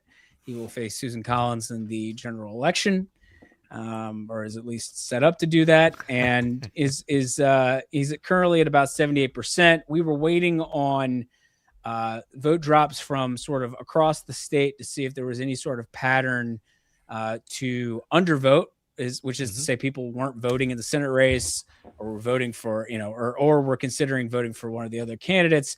And that's not really happening. We'll see what Platner ends up at. But at least in the early going here, he's got to be happy with this, right? How much of this is early vote, Skelly? Yeah. How much of this is election day, and how much of this is early? That is an excellent question that I don't actually know the answer. Right, to. which is it's the town by town thing, and I don't know if they're. Yeah. Different towns could be counting it early in one place and counting the election day in another. Yeah, this is like New Hampshire. But that it's is the same no, thing. in Massachusetts, critical to these know. places are always tough. They're always tough for this. They take forever to count, and then it's sporadic. Yeah, when it comes in. Oh, by the way, I wanted to point out I noticed someone in the comments was asking, is anyone running against Susan Collins? No, she's unopposed in the Republican primary, which is why we're not spending time in it. Which is of course interesting in and of itself, because that there are elements of the MAGA base that are frustrated with Susan Collins, but they're also practical enough to know that she is the one Republican who gives them the best, maybe not the only shot, but by far the best shot of winning in Maine. But John, you know this. I mean, Republican primary voters usually don't put electability in their top 3 reasons to get involved. It is why you kind of, if you worry about losing somebody in a primary, you try to avoid the primary. Isn't that fair? I mean, Democratic primary voters might be a little more in tune on supposed electability. But what's interesting about what you're saying, that has been a challenge for Republicans going all the way back to 2010. New England is a special animal, particularly since you have so many independent voters, as well as the fact that the Republicans have more of a moderate cast to them. So in other words, these are people to where electability may not be as important as it is on the Democratic side, but there's still some premium they place on it. As well as the fact that she's about the only Republican who has consistently won statewide in Maine. And the size of the Platner win, and it seems to be creeping up. The one comment I would make about that is it brings an interesting question forward, in that in the Trump era, how many warts become disqualifying on either side of the partisan aisle? In other words, when you're talking about everything that has come out thus far about Graham, and you figure there's more to come between now and October, how much of that really matters to voters if they're mad enough and want to change? That's kind of the challenging question of 2026. Well, that's what Chuck and I were talking about. It's what did the Republican Party learn about that with Donald Trump, right? Or Ken Paxton.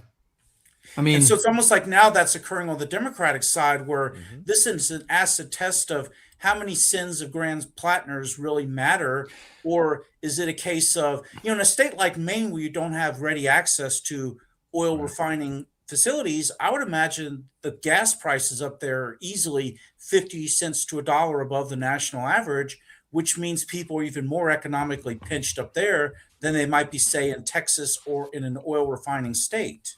And I do look, it as of right now, obviously the safe bet is Graham Platner will be the Democratic nominee against Susan Collins in November. I will just say, if that comes to pass, it is a major risk that Democrats are taking. It doesn't mean that Graham Platner might not win. He may well wind up winning, but it is a major risk because, to John's point, it seems unlikely that, given everything that's come out about Graham Platner today, just what we know about Graham Platner, the person, it seems unlikely that it's like, and that's it. Nothing, you know what I mean? Like usually in these sorts of situations, there's going to be more. Now, is it disqualifying more? Is it, I don't love it, but I want Democrats to control the Senate. But it's a big risk to nominate someone who's never run for anything before, who has this background that we know about. Now, let me play devil's advocate here. This eventually became it was an asset to Trump that everybody was claiming he had a character issue, this and that and the other thing. Is there a point where this becomes oddly an asset to Platner because it's like what doesn't strike him down makes him stronger? What doesn't kill me makes me stronger. I don't know, John, what do you think? Well, I think what's going on here, and I think you could make an argument that this is happening on both sides of the partisan aisle, is that by Washington, D.C. standards, these scandals may matter more than they would in Bangor or Augusta or Lewiston, et cetera, et cetera. And so, because let's go all the way back to Access Hollywood, where you had a lot of people who were practically ready to write off the entire Trump campaign apparatus after his remarks were released. I mean, Paul Ryan called on him to drop out of the race. I mean, correct. Yeah.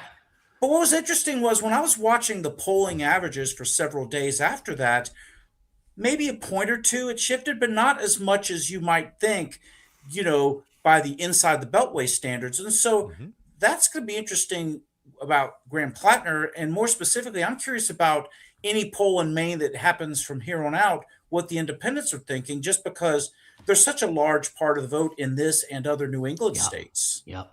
Well said. The question I had is that for 10 years, Democrats have wanted to be the party of drawing a line on character. And, that's it. You know, if character is selective, is partisan selective, what does that do to a brand long term? Where does that, you know, and is there a chunk of voters, and John, maybe you can have this by the numbers here, is there a chunk of voters that are right-leaning that have been voting Democratic because of character issues with Trump? And what happens to those voters if they think, oh, the Democrats are no different than the Republicans now? Right. Well, I think the acid test to what you're saying is how angry they are at the way things are to where it just won't matter in the end, and they're going to vote straight ticket Democratic. Because one of the things that has been interesting, it is a fait accompli in California, of course, going back to a week ago. But when I'm seeing the sheer volume of the Democratic percentage, which keeps on rising with each new batch that's coming out, right now we're 62-36 in terms of the partisan breakdown of the governor's race. It just seems to be ricocheting across the country in terms of this enthusiasm isn't abating. And so the question then becomes, in a state like Maine, you know, would it cost Platner 4 points, 10 points, no points? That's kind of the test of 2026 in a nutshell. Totally right. And it may be that he can survive losing 4 points. Yeah, I mean, that's the other thing is that, look, the national environment, good. I mean, it's a combination of, like, Susan Collins. I do think we have to be open to the idea that Susan Collins won't run as far ahead as she has in the past. You know, as you know, she's a familiar face. Right. She's never run in a midterm environment like this. That's right. Particularly a midterm environment. Now, obviously, she did outrun the Republican ticket in 2020 presidential vote. Yeah. Presidential year, she did it in 2008. Well, you're so true.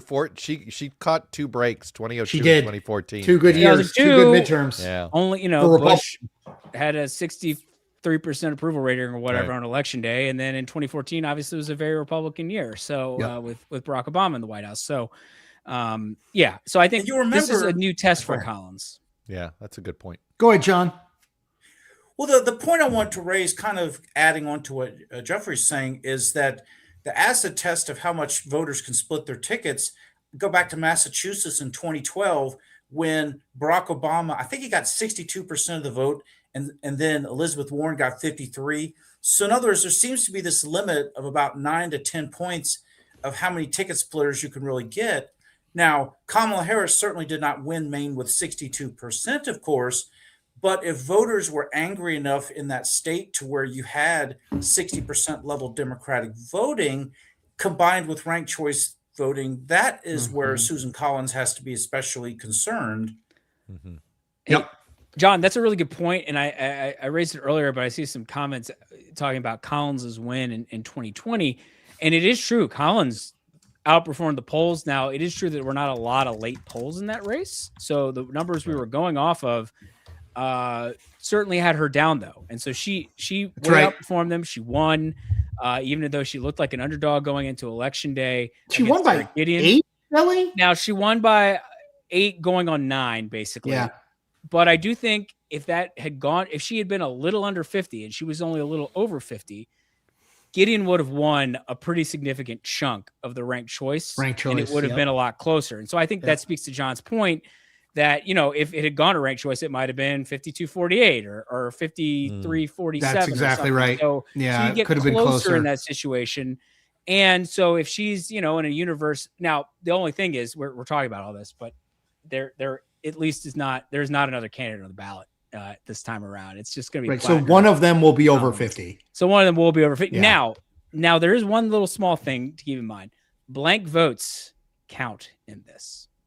So if you had a really tight race, and this is actually what happened in Maine's second in 2024, Jared Golden had a plurality and he had a majority of all the votes cast for candidates. But when you included the blank ballots, which do come into play, he was just under 50. So it had to go to ranked choice voting. And then he won in the ranked choice voting based on the write-ins being assigned. And the blank votes being discarded, because in theory, some of those blank votes, someone might have written in a second choice. Yeah. And so, a handful of those. Crazy. I know, but a handful. I mean, it's not. It's who knows. That's the system. And so, if in a universe where Platner and Collins are like 49.9, 49.9, you could have that situation. Would be of wild. Course, that of course is exactly what will happen now. I've put it out into the ether. Hey, John, we gotta bring in our next guest, but John Kavoulian is, if there's an MVP guest, he's got to be in the conversation, right? For our live streams. The guy just knows a ton. Thanks, John. Before you go, John, Barry Moore, how vulnerable should he feel? Given that he's running against an anti-establishment candidate and it's Alabama, I would say fairly vulnerable. Yeah. Or fairly nervous. Fascinating. Agree. Yeah, agree. Could be. Running against a military hero, that's always a tough sell. Good-looking military hero too. Jess Taylor pointed out to us. Jared Hudson's a good-looking dude. Yeah. Yep. Thanks, John. You have a good night. All right. Let's keep the Senate talk going. Nicholas Anastasio of the Hotline joins us, National Journal. Hey, man. Sorry we're slightly late. Yep. Surprised or not surprised currently about Platner and his number? I cannot hear you, Chris. Oh, no. Skelly. It's one of those nights. Can you How hear about you, Can you hear Nicholas? Skelly? I can hear Chuck. I can hear Jeffrey. I cannot. All right. In many ways, that's people's ideal live stream. Yeah. this is exactly what people have been hoping for. Nicholas gets the muted Chris, which means I get to translate Chris. Are you surprised by Platner, Nicholas? His primary performance, or just the primary performance so far? So far. Yeah. I think it's pretty in line. I think we were all expecting he was going to win this nomination. It didn't really matter if the governor was going to say, hey, I'm still on the ballot. Ultimately, her candidacy just didn't convince a lot of voters. And Costello, the 2024 nominee, he did not have the operation, and he just didn't have the gumption that Platner has had. And ultimately, the more we talk about Platner, it seems like the more Maine Democrats want to dig in their heels and really, really vote for him. So the performance is kind of in line. It'll just be interesting to see when all of the votes are in, to see, who are those Mills voters? Because the big question is, are enough of those Mills voters going to turn out in November to back Platner? Or are these the voters that could sway to Collins or just not turn? Are they persuadable? Right. Exactly. Are these a persuadable group of voters suddenly up for grabs? Right. Exactly. And hey, I see some conversation in the chat about sort of what this race is like. You count it as contested, uncontested. It is technically contested because David Costello is on the ballot, Janet Mills on the ballot, but Janet Mills was not actively campaigning. She said, "Hey, just a reminder, I'm still on the ballot," and then she did nothing to sort of follow up on that. I think if she had been, and I think Jacob Rubashkin, our friend at Inside Elections, made this point the other day. If she had been barnstorming the state for the last 2 weeks, being like, you know what, Graham Platner is absolutely unqualified to be the Senate nominee. Mm-hmm. And I know I suspended my campaign, but I just cannot sit on the sidelines. In light of these recent allegations, blah, blah, blah, she's blah, like, blah, I just can't do this. So, and if she had fought it, that could have been interesting. I mean, I think Platner still wins in all likelihood, but that at least you would have, I think, a more thoroughly contested situation here. Whereas, I do think we're going to be watching to see what the protest vote looks like. I've pulled up Portland here, and Platner is getting about 77% there. Mills 19, the rest going to Costello. And obviously Portland is the biggest city in Maine. It's one of the, if not the most, it's the biggest center of Democratic votes. Obviously it's the city of Portland, and because we're talking about Maine, they're all the towns around it. We don't have votes in from yet, but they will probably look pretty similar to Portland, odds are. So at the very least, there's not a place yet with a sizable population, at least. And honestly, that's not a ton of places in Maine, so that could be a little difficult to nail down. But there's no place where I'm seeing Platner at like 55 or something. That's right. Mm-hmm. Yeah, I mean, it would be, I wouldn't say a surprise because I wouldn't count it out. It would be a little bit shocking to see any of these towns go massively for any of the other candidates. I mean, it's just the reality of what Jacob Rubashkin pointed out, what you're pointing out, Jeffrey. It's just, she didn't barnstorm the state. In many ways, her campaign was like, I'm going to talk to like 10 people in a quiet room and basically like hope that they just will like tell their friends and that this is to like listen to the conversations. But she was not trying to get those crowds. She was not trying to really actively campaign for this. Well, I think it's also just to point out to some people if they're looking at what I'm doing here. For example, he's at 50% in Merrill, but we're expecting like 80 total votes there. So not necessarily the most useful. Right. You'll get some weird results in some of these really small towns in places like New Hampshire. And there's like 12 votes and, you know, Herman Cain won it or something. And even though he was not running at that point in like the 2012 Republican primary. But Nicholas, this is a case where the establishment, the institutionalists, whoever we want to refer to as that wing of the Democratic Party, were kind of slow to find a candidate versus like there was this progressive movement that identified Platner early and got him in. And I mean, it feels as if, you know, the establishment only has itself to blame for this situation. I mean, it just every other candidate that was talked about in circles didn't jump in quick enough. I mean, the candidate that was being talked up a lot was Dan Kleben. Like he was getting a lot of the talk up ahead where he was in the mix. He's considering it. He's eyeing it. And then Platner gets in and then Kleben has to kind of jump in afterwards. But Platner's just sucked up all of the air in the room. And pretty much, you know, Kleben couldn't do it because obviously he's not a well-known figure as well-known as Janet Mills. But then even for Janet Mills, a sitting 2-term governor, she couldn't even captivate the room. So, I mean, he was just the worst case scenario for establishment Democrats in that he was able to just suck up all the attention, get people to rally around him very, very early on. And people were just interested in his bid. He was offering something, which I think for some Democrats, maybe they felt that Sarah Gideon wasn't offering them anything. She just showed up and said, I'm a Democrat, vote for me.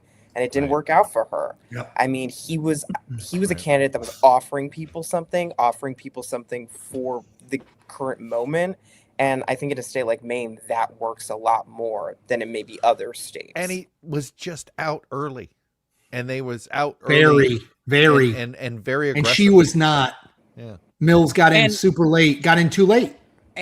But the thing is that Mills's presence as someone who was clearly being recruited and asked to run, like there were stories for months about her potentially running. Right. That I think helped contribute to also all the other notable like former or current elected keep them to out run for governor. They're all like, well, they didn't necessarily want to mess with Susan Collins anyway, because at least for like Shinna Bellows, she got crushed by Collins in 2014, and you know, but you had like Troy Jackson, Hannah Pingree, Shinna Bellows. These are three people who all have held high office in the state of Maine, and they decided to run for governor and not get into that Senate race. So I think Mills's presence hovering there as the like sort of clear major elected figure who would run also froze any possibility of one of them switching. Because a lot of times in these situations where you have a lot of candidates in one race and fewer in another, you might see someone drop out or drop down and run for another one. And that didn't really happen here. Yeah. And Mills ultimately, like her approvals were actually getting relatively better over the first year. I think when she had pushed back against Trump when it came to federal education funding, her approvals looked pretty okay. Her favorables. She was fighting Trump. Yeah. Yeah. I think she had a good reputation with that. But then once Platner got in, and I think folks kind of made up their mind, once she jumped in, her approvals just went all the way negative. I think there was just a subset of voters that were just holding a big grudge against her, that were just like, no, I want Platner. I don't want you. You waited too late. I'm already captivated by him, and I don't want this situation where it feels like I can't make a choice. And ultimately, Democrats essentially have made their choice in Maine. All right, put this Senate races in order in your head right now for Democrats trying to decide, you know, trying to get to their four. Best chance, North Carolina. That's your consent. That I think that's a pretty consensus. So let's look at Ohio, Iowa, Maine. Put that in order now. Where are you? Where do you think the party is? I mean, I think 6 weeks ago, Maine was easily the second best opportunity. Is it still? I think at this point in time, there's a part of me that wants to make it Ohio, Maine, Alaska, Iowa. But then there's also the other side of me that's like Maine has those fundamentals that still help Democrats. And Ohio is just a really, really tough state. I know we saw that Fox News poll come out where Brown was just really ahead of Husted. I'm just very skeptical. These are very hard states, Alaska, Ohio, Iowa. But if we see the cycle go on, if we see this Maine race kind of stay competitive, if we don't see sort of a surge for Platner as we get on, then I don't think it would be far-fetched to say that Maine isn't the second best flippable opportunity. That's remarkable. I mean, because just for people who don't know, and I know Nicholas can't hear me, but he knows this. There are 22 Republican Senate seats up on the Republican side, right? 21 of them Donald Trump won in 2024. One of them he lost, Right. Maine. Right.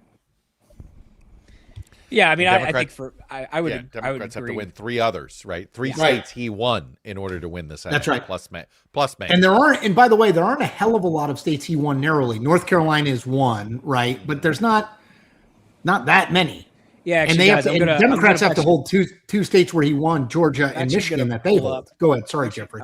No, it's okay. I'm actually going to pull up to this point a little table of the Republican held seats. Now, remember, Democrats have to hold on to everything they currently hold, so you don't see their seats on here like Michigan and Georgia. Michigan, I think, most particularly is the Democratic held seat that is most vulnerable to possibly Republicans making a play for. But let's just assume that Democrats can hold on to the things that they have. They need to find 4 seats. And so, yeah, notice the presidential margin in these states. And yeah, Maine kind of got to win Maine. And sorry, this still says 11 because I edited something earlier on this thing. I edited out the Democratic seats. But, these are 8 Republican held seats that Democrats are at least making some degree of push for, including through an independent candidate in Nebraska and Dan Osborne. And it's like, to win, they got to, Maine, North Carolina, Ohio, and Alaska to me is like the most obvious path, maybe. But obviously that it also involves winning 2 states that Trump won by 11 and 13 points. And here you do have Platner, and maybe he's going to underperform, but just by how much? And does sort of the midterm catch up to Collins? I still think Maine it's and the second best Platner after North Carolina. But Maine and Platner are just like Paxton and Texas and Republicans. Yep. To put it where Nicholas said it, the generic fundamentals are too good for your party not to just go all out. You have to. You have Paxton to. can underperform by 3 or 4 points and still win. Platner, the question is it 2 or 3 or is it 4 or 5 that he can win with underperformance? And that's just the only question mark I have. But he can do a similar thing, although not quite the same thing. Is that where you're at, Nicholas? I think about Virginia Attorney General Jay Jones. Like, I think about his race from last year. It's like the very key sort of comparison I make. Now, obviously, it just feels like we get a drip with Platner. With Jones, there was the speeding tickets for a minute, but everyone paid attention to those text messages. And that environment was so good for Democrats that Jason Miyares had no chance to really get that. It was not as close as it should have been if we were to base it off of character issues. And so obviously Miyares got lucky in 2021. Collins, I think, is a much better performing Republican, especially in a Democratic leaning state. But her favorables are not the best. I think she can get persuadable voters. I think that's her trick, but she's not necessarily beloved in the state. I think that there is this feeling of, we've kind of had you for a good amount of time. Right. We might prefer you in some cases. We'll value that you're appropriations committee chair. We'll value your seniority, your 10th consecutive vote. We value these things maybe, but we just don't like your votes. We don't like what you're doing because we are relatively Democratic leaning. And so I think, that's why, as much as we talk so much about Platner's character, he just kind of proves time and time again that he still has a chance in this race. So it's really going to take those polls, because ultimately when the Reddit post came out, when the tattoo, the Nazi symbol, when all of that stuff came out, the expectation was, Mills is going to have a shot at this primary. And then the polls just showed that wasn't the case. So ultimately with Platner, he's a really wait and see candidate. Cool. Nicholas. Hey, Nicholas. Yeah, I think we gotta let you go, unfortunately, because we got another person waiting. But we really appreciate all your insights. Good to see you, sir. into this. So thanks again for coming on. Thanks, for sure. Have a good night, folks. And you will owe us later. our ability to mute. Can't Chris believe they here. muted me. Yeah. I knew that technology was in the works, the Cillizza button, but I just didn't know you guys would deploy it yet. Yeah, I got it at Office Depot. They gave me that. We're going to bring in Jacob Rabashkin of Inside Elections. Now, Skelly, can you just, as we bring Jacob in, Jacob, we've already cited your name in a positive way, so you owe us. But Skelly is going to do Maine, just very quickly, Maine Democratic governor, because that's sort of the big one left out, and then we'll get going. Yeah. So again, we're not going to have a projection here tonight because this is going to go to ranked choice voting. And they do it Friday, right? They've even said they don't even do a tabulation until Friday, I think. Right. That's when the whole thing starts. Yeah. So it's anyway, we've got Hannah Pingree, Troy Jackson, both, about 25%. Nirav Shah, who was leading in the polls coming in. No. Obviously a lot of votes still left to go. So we'll see where things end up. But there was sort of the expectation that he might be in first at the end of the first choice votes, at least. But he's in third right now with 21%. Shannon Bellows, the Secretary of State's at 21%. And then Angus King III down at 7%. But candidates in the 20s. Remember, we did this in South Dakota. I mean, now they got ranked choice voting. Yeah. Or, at least in South Dakota, they do have a runoff rule with under 35%. But long way to go. A lot of votes left. We'll see, a lot more than we have counted currently. So we'll see. Where things trend from there, because this race obviously is just, we're not going to know. Whereas with the Senate race, we do know. And let's talk about that, Jacob, because Skelly invoked your name by pointing out that it's not as though Janet Mills currently at 20 there.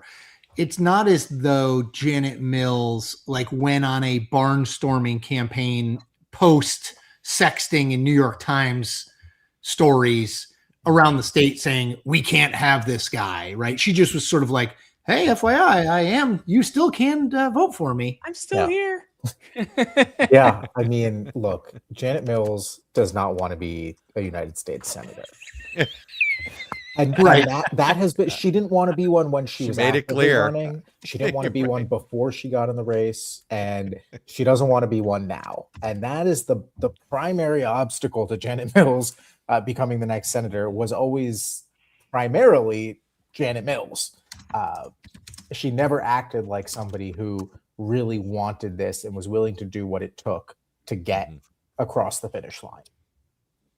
She basically had to be coaxed into running. I mean, she didn't. I did a Substack live with her, when the writing was pretty much on the wall that she wasn't going to catch Platner, but it wasn't. She hadn't dropped out yet, and it was very interesting because it was like, this seems like a nice woman who's had a very successful career in politics. Right, she was two-time attorney general, right, two-term governor. Yeah. There didn't seem to be any real justification to run. She's 78 years old, other than it's an office and they want me to do it, which usually doesn't convince voters. Well, and it's the playbook, right? I mean, this is the Schumer playbook at the DS that he's implemented many times and largely been incredibly successful with it. Yep. You find the most respected top vote getter, statewide office holder, preferably a governor, who has transcended partisanship in their previous races. Bredesen, it obviously didn't. Bredesen only lost Tennessee by 10 points, though, which, he didn't win, but he did a heck of a lot. He didn't lose by 30, which is sort of the going rate these days for Democrats. Yeah. Exactly. I mean, and we're seeing it play out right now, right? Getting Mary Peltola and Sherrod Brown into the Alaska and Ohio races made those races real pickup opportunities in ways that they might have been otherwise, but they were instantly when that happened. And so I can understand kind of the logic from a certain perspective. But when the logic behind that playbook runs into the reality that Janet Mills did not want to be a senator and she wasn't going to do the work to become a senator, I think that they should have reconsidered, and they should have understood that long before Graham Platner even became a household name, long before he drove Janet Mills out of the race. I really don't understand what went wrong in the decision-making process, that there wasn't somebody else who... Well, Jared Golden wasn't available because he didn't want to run against his old... I was just going to say, isn't this the problem, though, Jacob, is that there really wasn't a good bench in Maine once Jared Golden said no. I disagree. At least in their heads. Because they're going to be all the people running for governor. Three candidates who aren't going to be governor as of tomorrow. They had governor candidate. I think Troy Jackson, Shenna Bellows or Hannah Pingree would have been top-tier Senate candidates. Shenna Bellows, far too scarred. She'll probably tell you this herself. Far too scarred from the beatdown that Susan Collins put on her in the 2014 race to ever run for Senate again. But certainly Troy Jackson, Hannah Pingree, unless Pingree inherited some generational trauma from the beatdown that Susan Collins put on her mom, Shelley, back in 2002. I think they could have found somebody else. I really do. And I think that had they had a candidate who was willing to be the kind of energetic, forceful, aggressive competitor that Platner is and Mills wasn't, the primary would have been more interesting than what it turned out to be. When Mills poked her head back up a week and a half ago, it was so emblematic of the entire situation there. Do you get a sense, though? Look, it's clear that Platner was sort of kind of recruited by this progressive world a little bit, and sort of trying to, there's certainly a different type of candidate that progressives are looking for to try to win in some of these places. Was there a point you think that sort of Schumer and Gillibrand were like, well, we can't stop them everywhere? I don't know. And they didn't. Can't beat them, join them. And they found somebody in Iowa to stop progressives from messing that race up in their heads. They're struggling in Michigan. We'll see what that's going to look like. Yep. That's going to be a fascinating 6 weeks between now and August. But I just wonder about it because it feels like they were just behind the eight ball all the time in Maine. I think that they probably overrated the impact that the negative stories would have on Platner, as many people did, and they underrated the kind of campaign that Janet Mills would run. And I think they underrated what Democratic voters want these days, which is a fighter. Right. Yeah. This is something that we see across the political spectrum: is moderate, liberal, progressive. Everyone wants a fighter. It might be the most used words in TV advertising this cycle. Yeah, it should be if you want to win. I mean, it works. Outsider fighter. Skelly has news, by the way, before we keep going. Yeah, just in that Maine governor's race, we are Decision Desk is in a position where we are officially saying this is going to ranked choice voting. So that's a projection, not a surprise, essentially, right? Yeah, but this is not a surprise at all. It's what we expected, and we'll just have to see how the ranked choice voting process plays out. 4 candidates over 20%. 4 candidates. Yep. So very split right now, including Angus King III. Probably not going to win. Probably not. But obviously, if the final numbers, and we're again a long way from there, if they look something even close to this with 4 candidates at 20 or better, that really is unpredictable with the ranked choice voting. King's voters go by the wayside. That might help Shaw. Did people do 4? Did they only rank? Did they only rank 2? There's all sorts of. And then which did the Troy Jackson voters only rank 2? And did the Hannah Pingree? I mean, it's a. Yeah. Hey, Jacob, before we let you go, I want to. Chuck brought this up, and I just want to get your smart take on this, which is Chuck's view is, Chuck, do your rankings again right now of the Senate, most likely. Well, I guess I think there's a consensus. Everybody agrees the Democrats' best shot at a flip is North Carolina. For sure. I think that's over. Yeah. And after that, it's been basically Maine. Maine has been in the second slot almost the entire cycle. Yeah. Yeah. Do you now make the argument that you put Ohio above Maine and maybe even Iowa? Sherrod Brown led John Husted by like 8 points in a recent Fox News poll. That was an outlier. I'd love to see some more data out of that state. I think that you could make a credible case for either Ohio or Alaska. Alaska, Mary Peltola is also doing very well there.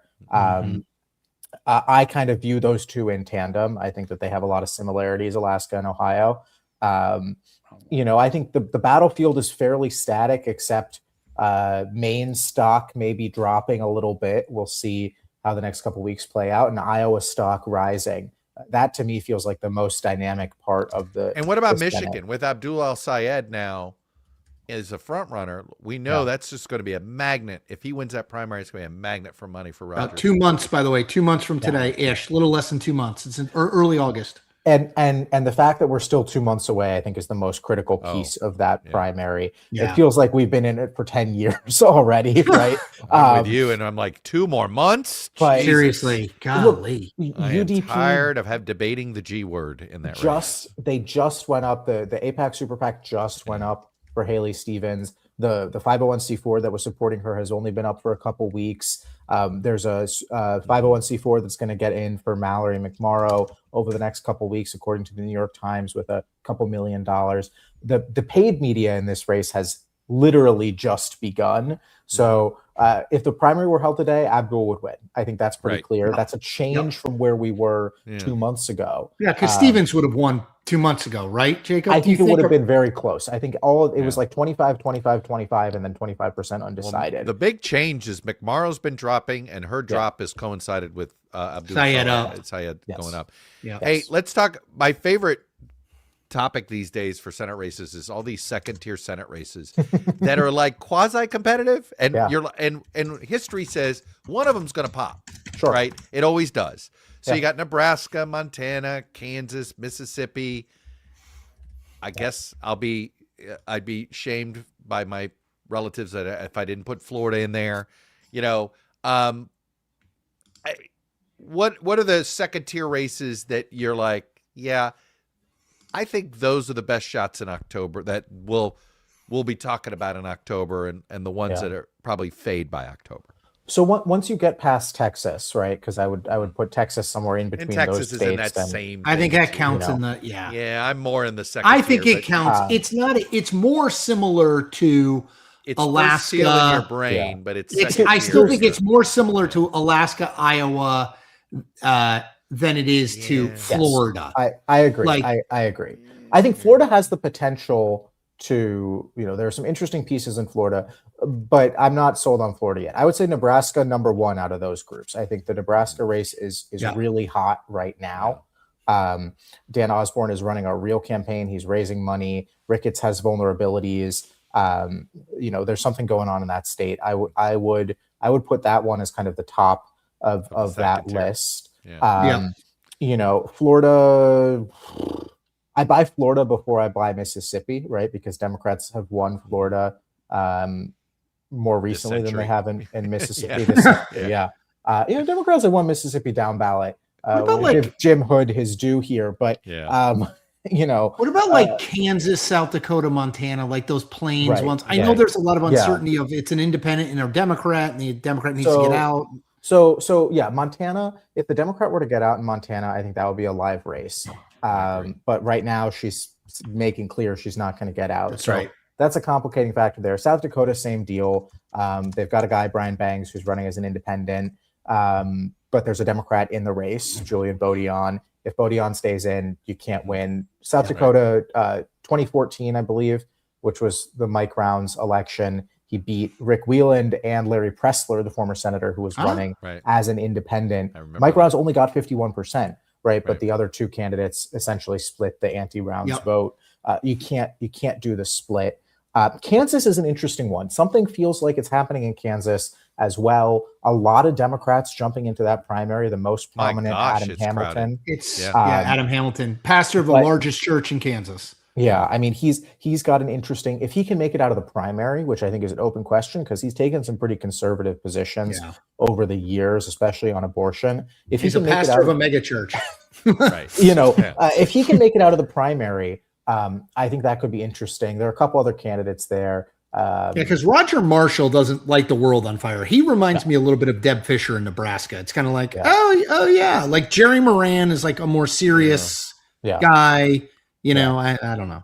And remember, Kansas had a competitive race back in 2020. Marshall's first contest, Barbara Bollier, only lost by about 11.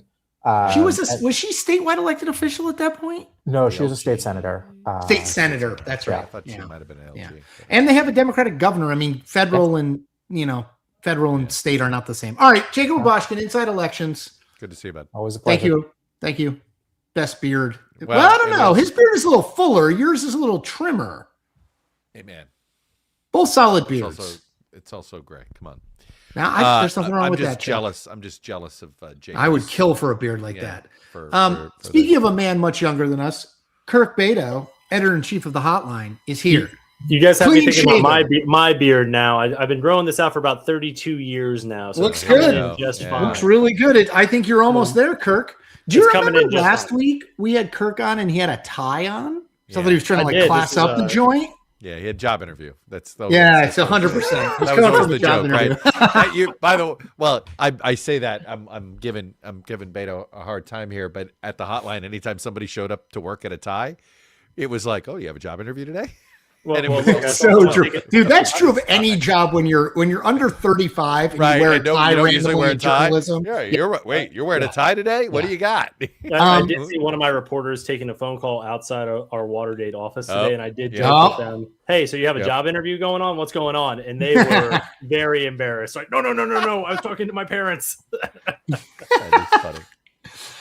Hey Kirk, I'm just going to pull up governor here in Maine. So for people who are just tuning in, the Graham Platner has won the primary, not unexpected. He's at about 75%. This race is the closest thing we have right now. This is Decision Desk HQ has already projected this will go to ranked choice. Yep. Troy Jackson is the Graham Platner candidate, right? State senator endorsed by Bernie Sanders, endorsed by Graham Platner, I guess a man of the left. Pingree is, her mom is a member of Congress, much more of a centrist. Shaw is the sort of former health director of the state. What do you make of this race? Because, this is going to be about ranked choice voting. It's going to be who lost Susan Collins. Yeah. Who lost Susan Collins in 2014, right? I think you guys in the last segment there with Jacob really nailed it, that any one of these folks would have been a great Senate candidate. And I wonder if tonight, as they're looking at this jumbled mess of results here with all of them within probably about 3-4 points of each other. 25 to 20 and a half. So 3.5 points. Our apologies to Angus King III here, but it does seem like any one of them could have been that replacement level candidate that could have spared Democrats the train wreck that is the Platner campaign right now.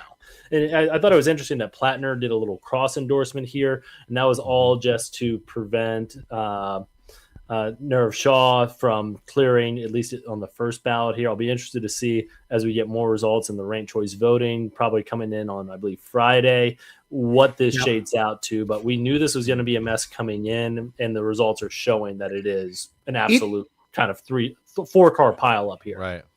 It is fascinating to me. I guess, hindsight's 20/20, but it reminds me, and Kirk, you're too young for this, but Chuck, doesn't it a little bit remind you of the whole Mario Cuomo 91 scenario in the Democratic primary, where all the people bow out because they're waiting for Mario Cuomo, and then he eventually obviously doesn't run. In this case, Janet Mills was the 800-pound gorilla, I guess, we thought. And then she gets in, and it's like, oh, okay, well, no, as Jacob said, she doesn't really want to be a senator, or maybe she wants to be a senator. She doesn't want to do the things required to be a senator. And all of these people are accredited real people in this race. These are people who hold office, who in the governor's race, I should say. You know what I mean? Right. And 4 of them are not going to be the gubernatorial nominee. Well, and Kirk, I think you can speak to this. There's a few things. First of all, if you're an ambitious Paul in your 30s, 40s, or 50s, you'd rather run in an open seat contest than against an incumbent. And I do think, look at that list of people. You have a Pingree whose mom lost to Susan Collins. You have Bellows, who did lose to Susan Collins. Badly. Right? They're pretty scarred. And I think now I'll say this: it certainly seems as if Democrats were just, the National Party in particular, was extremely late to the recruiting game here. They didn't engage, and the Bernie team, the folks that are pushing these progressive candidates, have been, recruited Platner and got him ready a lot sooner than I think the DS and the way that world works was operating. Big time. Right. I do wonder who's on the onerous of getting Janet Mills into this race? Is it a failure of the Chuck Schumer DSCC wing to get her in here, or was it her dragging her feet about whether or not to That's run? fair. Because they were very proactive at getting Sherrod Brown in the race, for example, or Roy Cooper in the race. Fairly they got in early. Yeah, right. If Janet Mills maybe had gotten in a little bit earlier, because Graham Platner had the whole field to himself for a few weeks, if not a few months here. I can't remember the exact time. Months, I think. I think he got in like April 2025. He got in early. I mean, she took forever to get in. And I think she probably figured, even if she knew she was going to run, she probably figured, I'm the 2-term governor of the state. Like, why the hell do I need to get in now? Right. I can raise the money. Everybody already knows me. And of course, she let Platner get a sprinting start and couldn't catch up. Exactly. And you know, to your point, you guys were talking about this with Jacob as well. Again, really, I love hearing you guys talk with Jacob. He's one of the best in the business here. But the fact that Janet Mills has been saying all this week, like making gestures to, oh, she's still on the ballot.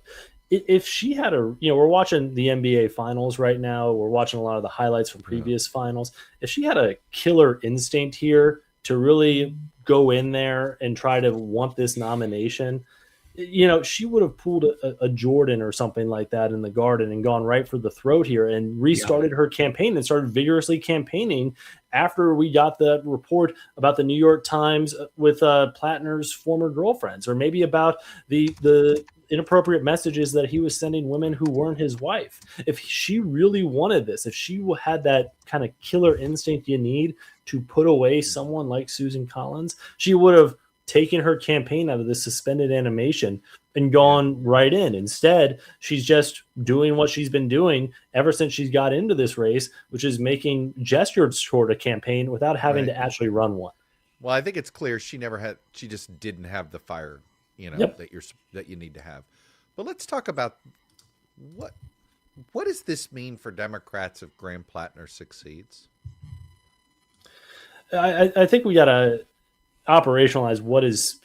Are we talking about success? I'm talking about winning the Senate, winning the race, beating Susan Collins, I think it gives a bigger permission structure for candidates who, again, our pal Charlie Cook would say are more exotic within the party to go seek the nomination. And I think if Graham Platner does win, it's in spite of him and not because of him. It's more about the negative partisanship we see right now. It's about this trend that we've been seeing over the past 2 decades of this decline of split ticket voters. Like, think about it like this. Susan Collins is the only Republican, I believe, who represents a state that Trump has never carried. She is a endangered species within our modern political system here. And if Platner gets across the line here over her, I don't think it's necessarily because Democrats are fully embracing necessarily someone who has, a Nazi-aligned tattoo or has this type of sketchy background that he does. It's more of a statement about the current political environment we're in, where it's more about you're voting against someone than voting for someone. I think we're going to learn a lot more about the larger Democratic Party with whoever the standard bearer is going to be as we emerge through 2028 than necessarily what happens in the Michigan Senate race. It is remarkable to me. Chuck, let me just quickly just do something quick. I just got this pulled up. So this is Maine 2. This is the Jared Golden seat. This is a very Republican seat held by a Democrat. Just want to note, Decision Desk HQ now projecting. It's a swing district. Swing district.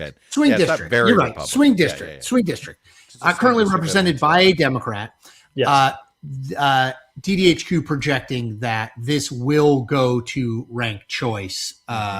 Jordan Wood, Joe Baldacci obviously is the brother of the former governor of the state. Matthew Dunlap is the Secretary of State. But it will go to ranked choice. Obviously, you got 2 candidates over 30, and then and just wanted to note that. Yeah, go ahead. No, go ahead, Kurt. Well, I was going to say that the DCCC has kind of thrown its weight behind Joe Baldacci in there. They had it expected from the folks that I was talking to in that building today that this would go to a runoff here. They're projecting a lot of confidence, at least before polls close today. I do think that this is one to watch because just tonight in California's 22nd district, the David Valadao seat. That's one of the last remaining Republicans in the House who voted to impeach Trump in 2021. The DCCC bat candidate is not advancing to the general election. It's the more progressive one there. So I'm going to be watching this one over the next few days to see if twice in 2 weeks, if the DCCC bat candidate fails to advance to the general election. Here. There's a little news story in Axios today about a whole bunch of progressive Dems angry at the DCCC for taking sides in a lot of these primaries, and they're threatening to withhold dues. Can I also add, Chuck, I was fascinated. I meant to ask you about this, is the Debbie Wasserman Schultz running in a district that a challenging sort of a black majority district in the redrawn. That's a fascinating dynamic, because if Democrats are going to maximize their gains, it's going to come at the huge, right. I mean, it's the first leading edge of a giant fight coming in 2027, 2028 in Democratic states. Yeah. No. Anyway. There's no doubt. Hey, Skelly, I just did the news on Maine 2 is going to ranked choice. Kirk, any last thought? We're going to bring in our friend John Ralston to close out in Nevada because polls have just closed there. But any last thought? The We Matter state. Ralston's always ready. Hashtag. He's smiling Hashtag. right now. I know he's thrilled right now. Anything else, Kirk, before we let you go that jumped out at you? I just think, you guys were talking earlier about the Senate map. I struggle to find a way for Democrats to get the 4 seats that they need to win the majority if we don't include Maine in that. And I think a hell of a lot harder. It is a lot harder. Yeah, can you get to 4 if Michigan flips? If Michigan flips as well, you can kiss that goodbye. Very hard. Yeah. You're fishing in these waters where it's like, Trump won the state by 13 points in 2024, right? That's Alaska and Texas and Iowa. Now, you had to underperform. I mean, you're still looking at if 8 to 9 point overperformance might be enough this cycle because you'll have a Democratic enthusiasm, but we'll see. There is a process for the Maine Democratic Party to switch out a nominee. Potentially, they have until about mid-July, I believe. July 13th. 13th. Yep. I don't see Graham Platner walking away at all. And if I'm any of the Republican operatives, either in Maine or in DC, I'm going to be sitting on my hands for the next month. And then on July 14th, is when all their oppo comes. Great point. Exactly. Yeah. Yep. Thanks, Kurt. Totally agree with that. Thank you, boys. Have a good night. Man. Editor-in-chief of the Hotline. Second best editor-in-chief of the Hotline ever. There you go. Right behind Amy Walter. I use that joke every time, and I'm going to keep using it. All the time. Well, let's bring him in. It's John Ralston, the publisher, founder of the Nevada Independent. Hey, he's read every one of those books behind him, folks. That's why he's got the ladder. And more importantly, he's got this tweed coat. He looks like a professor. Dude, he's stepped up his game. It's because Nevada's an early primary state. He doesn't screw around, Ralston. Walk us through very quickly. Are you all mail balloting state now? Is there any people that show up to polls to vote? What's the deal these days? We're not an all mail ballot state. And by the way, I should say that it is an indication of how much I love you guys that I am missing the Golden Knights in the Stanley Cup final. Oh, man. Oh, well, don't worry. That's not over. I feel like the Golden Knights win it, even though they're an expansion franchise, every other year. So you're fine. Okay. I was trying to show this as a demonstration of my love and affection for you guys. So it's in the primary, Chuck, it's going to be about 70-30 mail to in-person, maybe 80-20. But so it has gotten pretty heavy to mail these days, right? It is because it's you have to opt out to not get a mail ballot. Yeah. Hey, John, can we talk about can we start with the governor's race? You've got the Democratic Attorney General against the sitting, a guy who went totally against type in the 2022 election and won, in an upset, Joe Lombardo.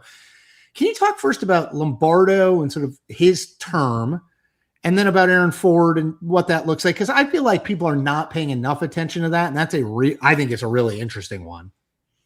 Yeah, it is a really interesting race, Chris. Now, I should say that Ford does have a primary he has to get through tonight with a Washoe County Commissioner. That's Reno for those who don't know, but he's going to win. I would guess, yeah, he's going to win pretty easily, I think. And so, listen, Lombardo has done a couple of things really well, I think, politically. One, he hasn't had any big screw ups in his first term. And number two, he has threaded the needle with Trump pretty well, which is not that easy to do. Sure, the Democrats call him MAGA. The Democrats say Lombardo Trump economy. They do all of that. But he's done a pretty good job on that. Now, Ford has some issues that Lombardo, who has an endless amount of money, is already exploiting, which is he's done a lot of traveling as AG. And so, you guys all know what you can do with travel ads and make it seem like he's having a great time and not doing his job. And there are a lot of days that he's been out of state. So Ford I don't think Lombardo thinks Ford is his main problem. Lombardo thinks his main problem is Trump and the economy. And so, as one of his people said to me when I had lunch with him a few weeks ago, if the guy's name in the White House was Joe Smith, this would be a 15-point race. As it is, it's a 5-point race. And I think that's about where people think it is. What is the state of, look, I've had a few, the unofficial anecdotal read I've been getting about sort of the tourism hit, the Canadians not coming's been a hit. Obviously, the feel that people don't have extra spending money is a hit. But look, you've seen Vegas. Usually if America has the cold, Vegas gets the flu. What kind of economic situation is it, and is it K-shaped like everywhere else, or is it just a little bit more painful than the rest of the country?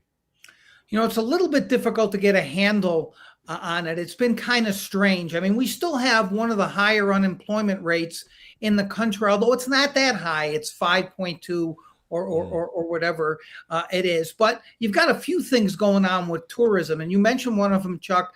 Canadians, I didn't even know this, and I've been here. I didn't either, but it's huge, wasn't it? Yeah. Like 27% of tourists to Vegas, and that's way down. But there's something else going on too, which is that there's been a lot of blowback to the casinos for not providing the same kind of value they used to, charging $20 for a bottle of water, fees, all the rest of this stuff. And so that's hurt tourism as well. They're still getting the high end folks here, so they're not really hurting that badly. But the economy is a real issue. Lombardo knows it, and they're blaming Trump for a lot of it. Although Lombardo's blaming Gavin Newsom for a lot of it, is not that surprising, including the high gas prices. But I don't think that's going to stick. And so they're worried about this. I can tell you, Lombardo's people are they're confident, but they are concerned about the economy and about Trump's numbers, which have gone down significantly here. Is he in the mid to high 30s? Yeah, so I think he's high 30s, Chuck. Not mid, but high. Got it. So he really is with the national number. That's sort of where he is nationally. Maybe a little better. Yeah. Hey, John, can you talk about, we talked about this just briefly way earlier, but since we've got you, Nevada 3 and Nevada 2, is Nevada 3 seems, maybe competitive. Nevada 2, is that too far a reach? I know it's an open seat, right? Amadei is retiring, but can you just talk about that? Like, the state better, a hell of a lot better than I do, but the state better than almost anybody. Is that in the realm of possibility for Democrats or not? So realm of possibility, yes, but it's still really a long shot. It's still. I thought, yeah. Let me tell you why. You blow this up, yeah. Yeah. One of the most important results tonight is going to be who wins the Republican primary. You have James Settlemeyer, who is this guy who's been there his family's been there for generations. He's just exactly what you'd think of from CD2. He's a rancher, wears a cowboy hat, used to be a state senator. He's been there forever. And then you got this guy named David Flippo, who lost in a Southern Nevada district last time, and is a full MAGA guy, and it has Turning Point and all the rest of them behind him. And now he's got Trump as well, which really irked Amodei and Lombardo, who have endorsed Settlemyre. So Flippo moved up there to run. And so he's they've a run Southern Nevada guy, right? I mean, that's the whole thing. He's not from that part of the state as much, which ticks off some folks who don't want another Clark County kind of person. Yeah, the thing about Nevada, which is interesting, is people generally it's axiomatic that people in Southern Nevada, Vegas, don't think about the rest of the state that much. But the people in Reno and the rurals really don't like us because they think we're coming for their money and their water. And just because they're right doesn't make it any better. And so that's an issue for him.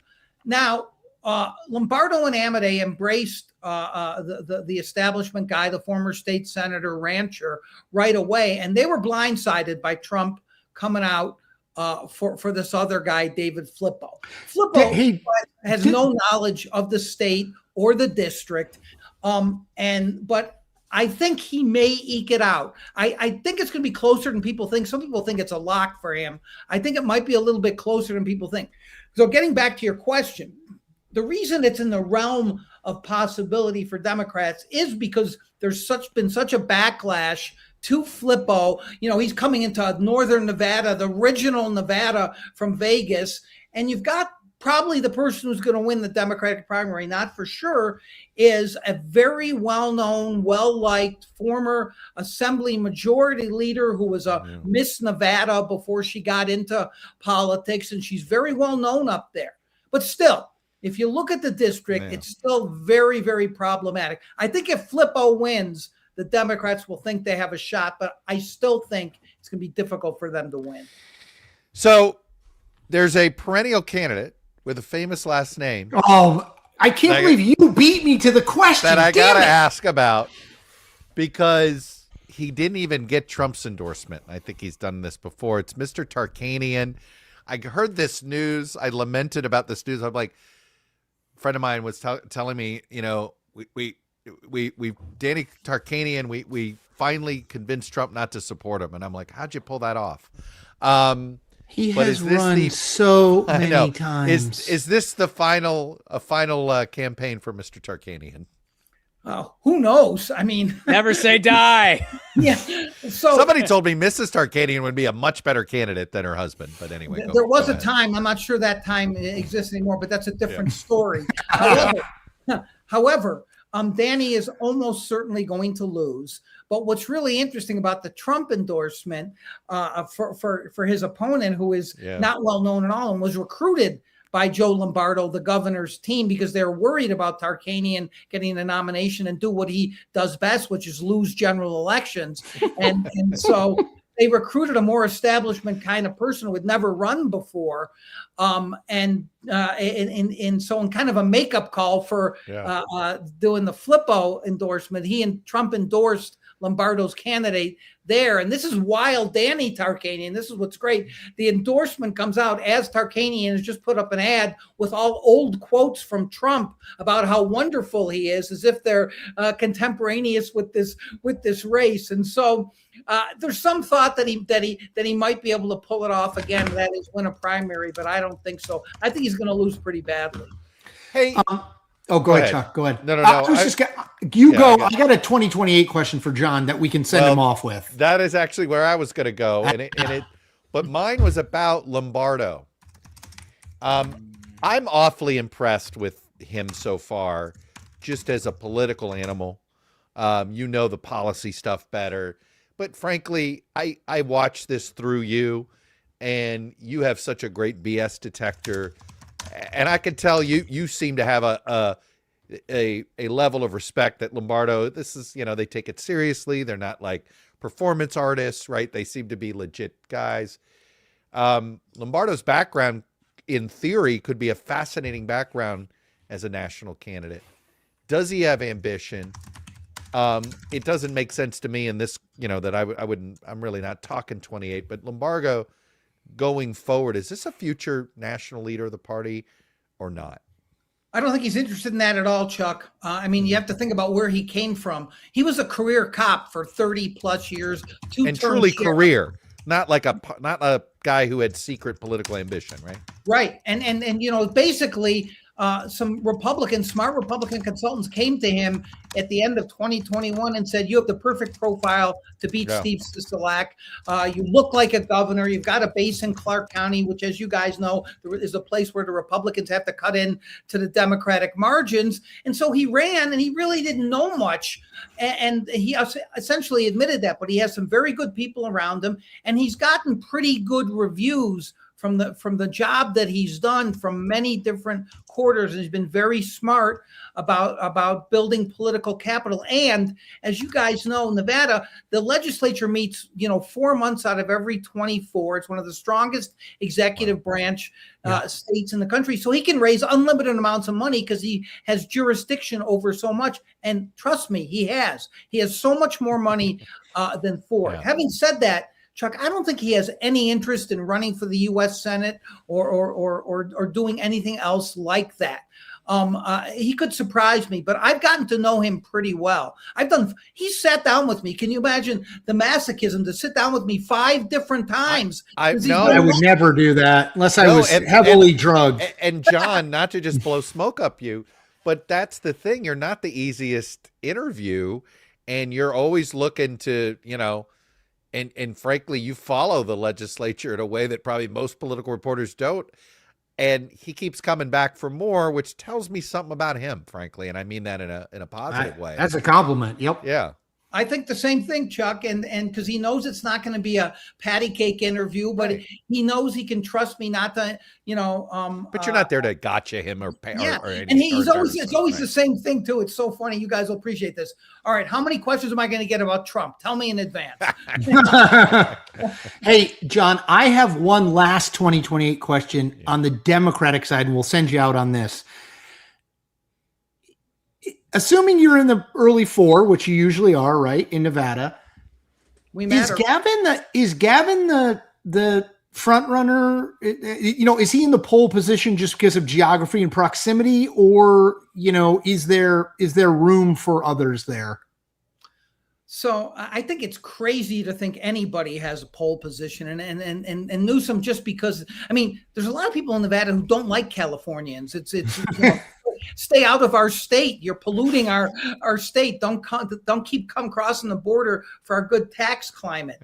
So, but I am telling you, and this will not surprise you, they've all come here. And they all keep coming here. Yeah. The Democratic Party just announced that Ro Khanna and Andy Bashir are going to keynote their deal. Rahm Emanuel was here a little while ago. They're all coming here, and I don't think any of them have a advantage over the others. I certainly don't think Gavin Newsom. Interesting. Okay, great. John Ralston, I don't think, because we just assume everybody knows him, John Ralston is the boss at the Nevada Independent. Again, John is literally a legend in Nevada politics and frankly in national politics. And he is running this independent newsroom, which obviously Jeffrey, Chuck, and I are big supporters of independent journalism. If John was working at a paper, we'd still have him on, obviously, because he's the best. But go check out the Nevada Independent. I love the Lombardo stuff because I don't think enough people know about. It's a really interesting story. Guy beats an incumbent Democratic governor. 2 most interesting Republican governors in the country are both out west. It's Spencer Cox and Joe Lombardo. Yep, totally agree. I think these too many East Coasters are just sort of they just don't know. And hey, they're next door to each other. Even I get it. Part of it is Trump, right? Trump just sort of he blots out the sun for everyone. Yes, and I get it. But Spencer Cox and Joe Lombardo are more representative of where that party might be heading, at least out. Correct. West. Maybe. John Ralston, the Nevada Independent. Go check it out. Thanks, John. Great to see you. Thanks for having me on. See you, brother. Thank you, our friend. Armin. He's the best. All right. Let's do last thoughts. 80%, by the way, John confirmed, Skelly, while you were gone, 80% of the vote is mail at this in Nevada. Voting. And in Nevada these days, it's it just shows you how little, which means we won't get full Nevada results. What, Thursday? Yeah, roughly. They will have a fair amount of results tonight. It's just going to be pretty won't be- late on the East probably Coast. not Very callable. late, Yeah, yes. yeah, might not be callable. Right. Yeah, I'll go exactly. In first. some of those races, it won't be projectable, but some of them will be just because they won't be close. But yeah, I'll go first with the final thought since I think I got to go last time. Mine is simple. I've said it before.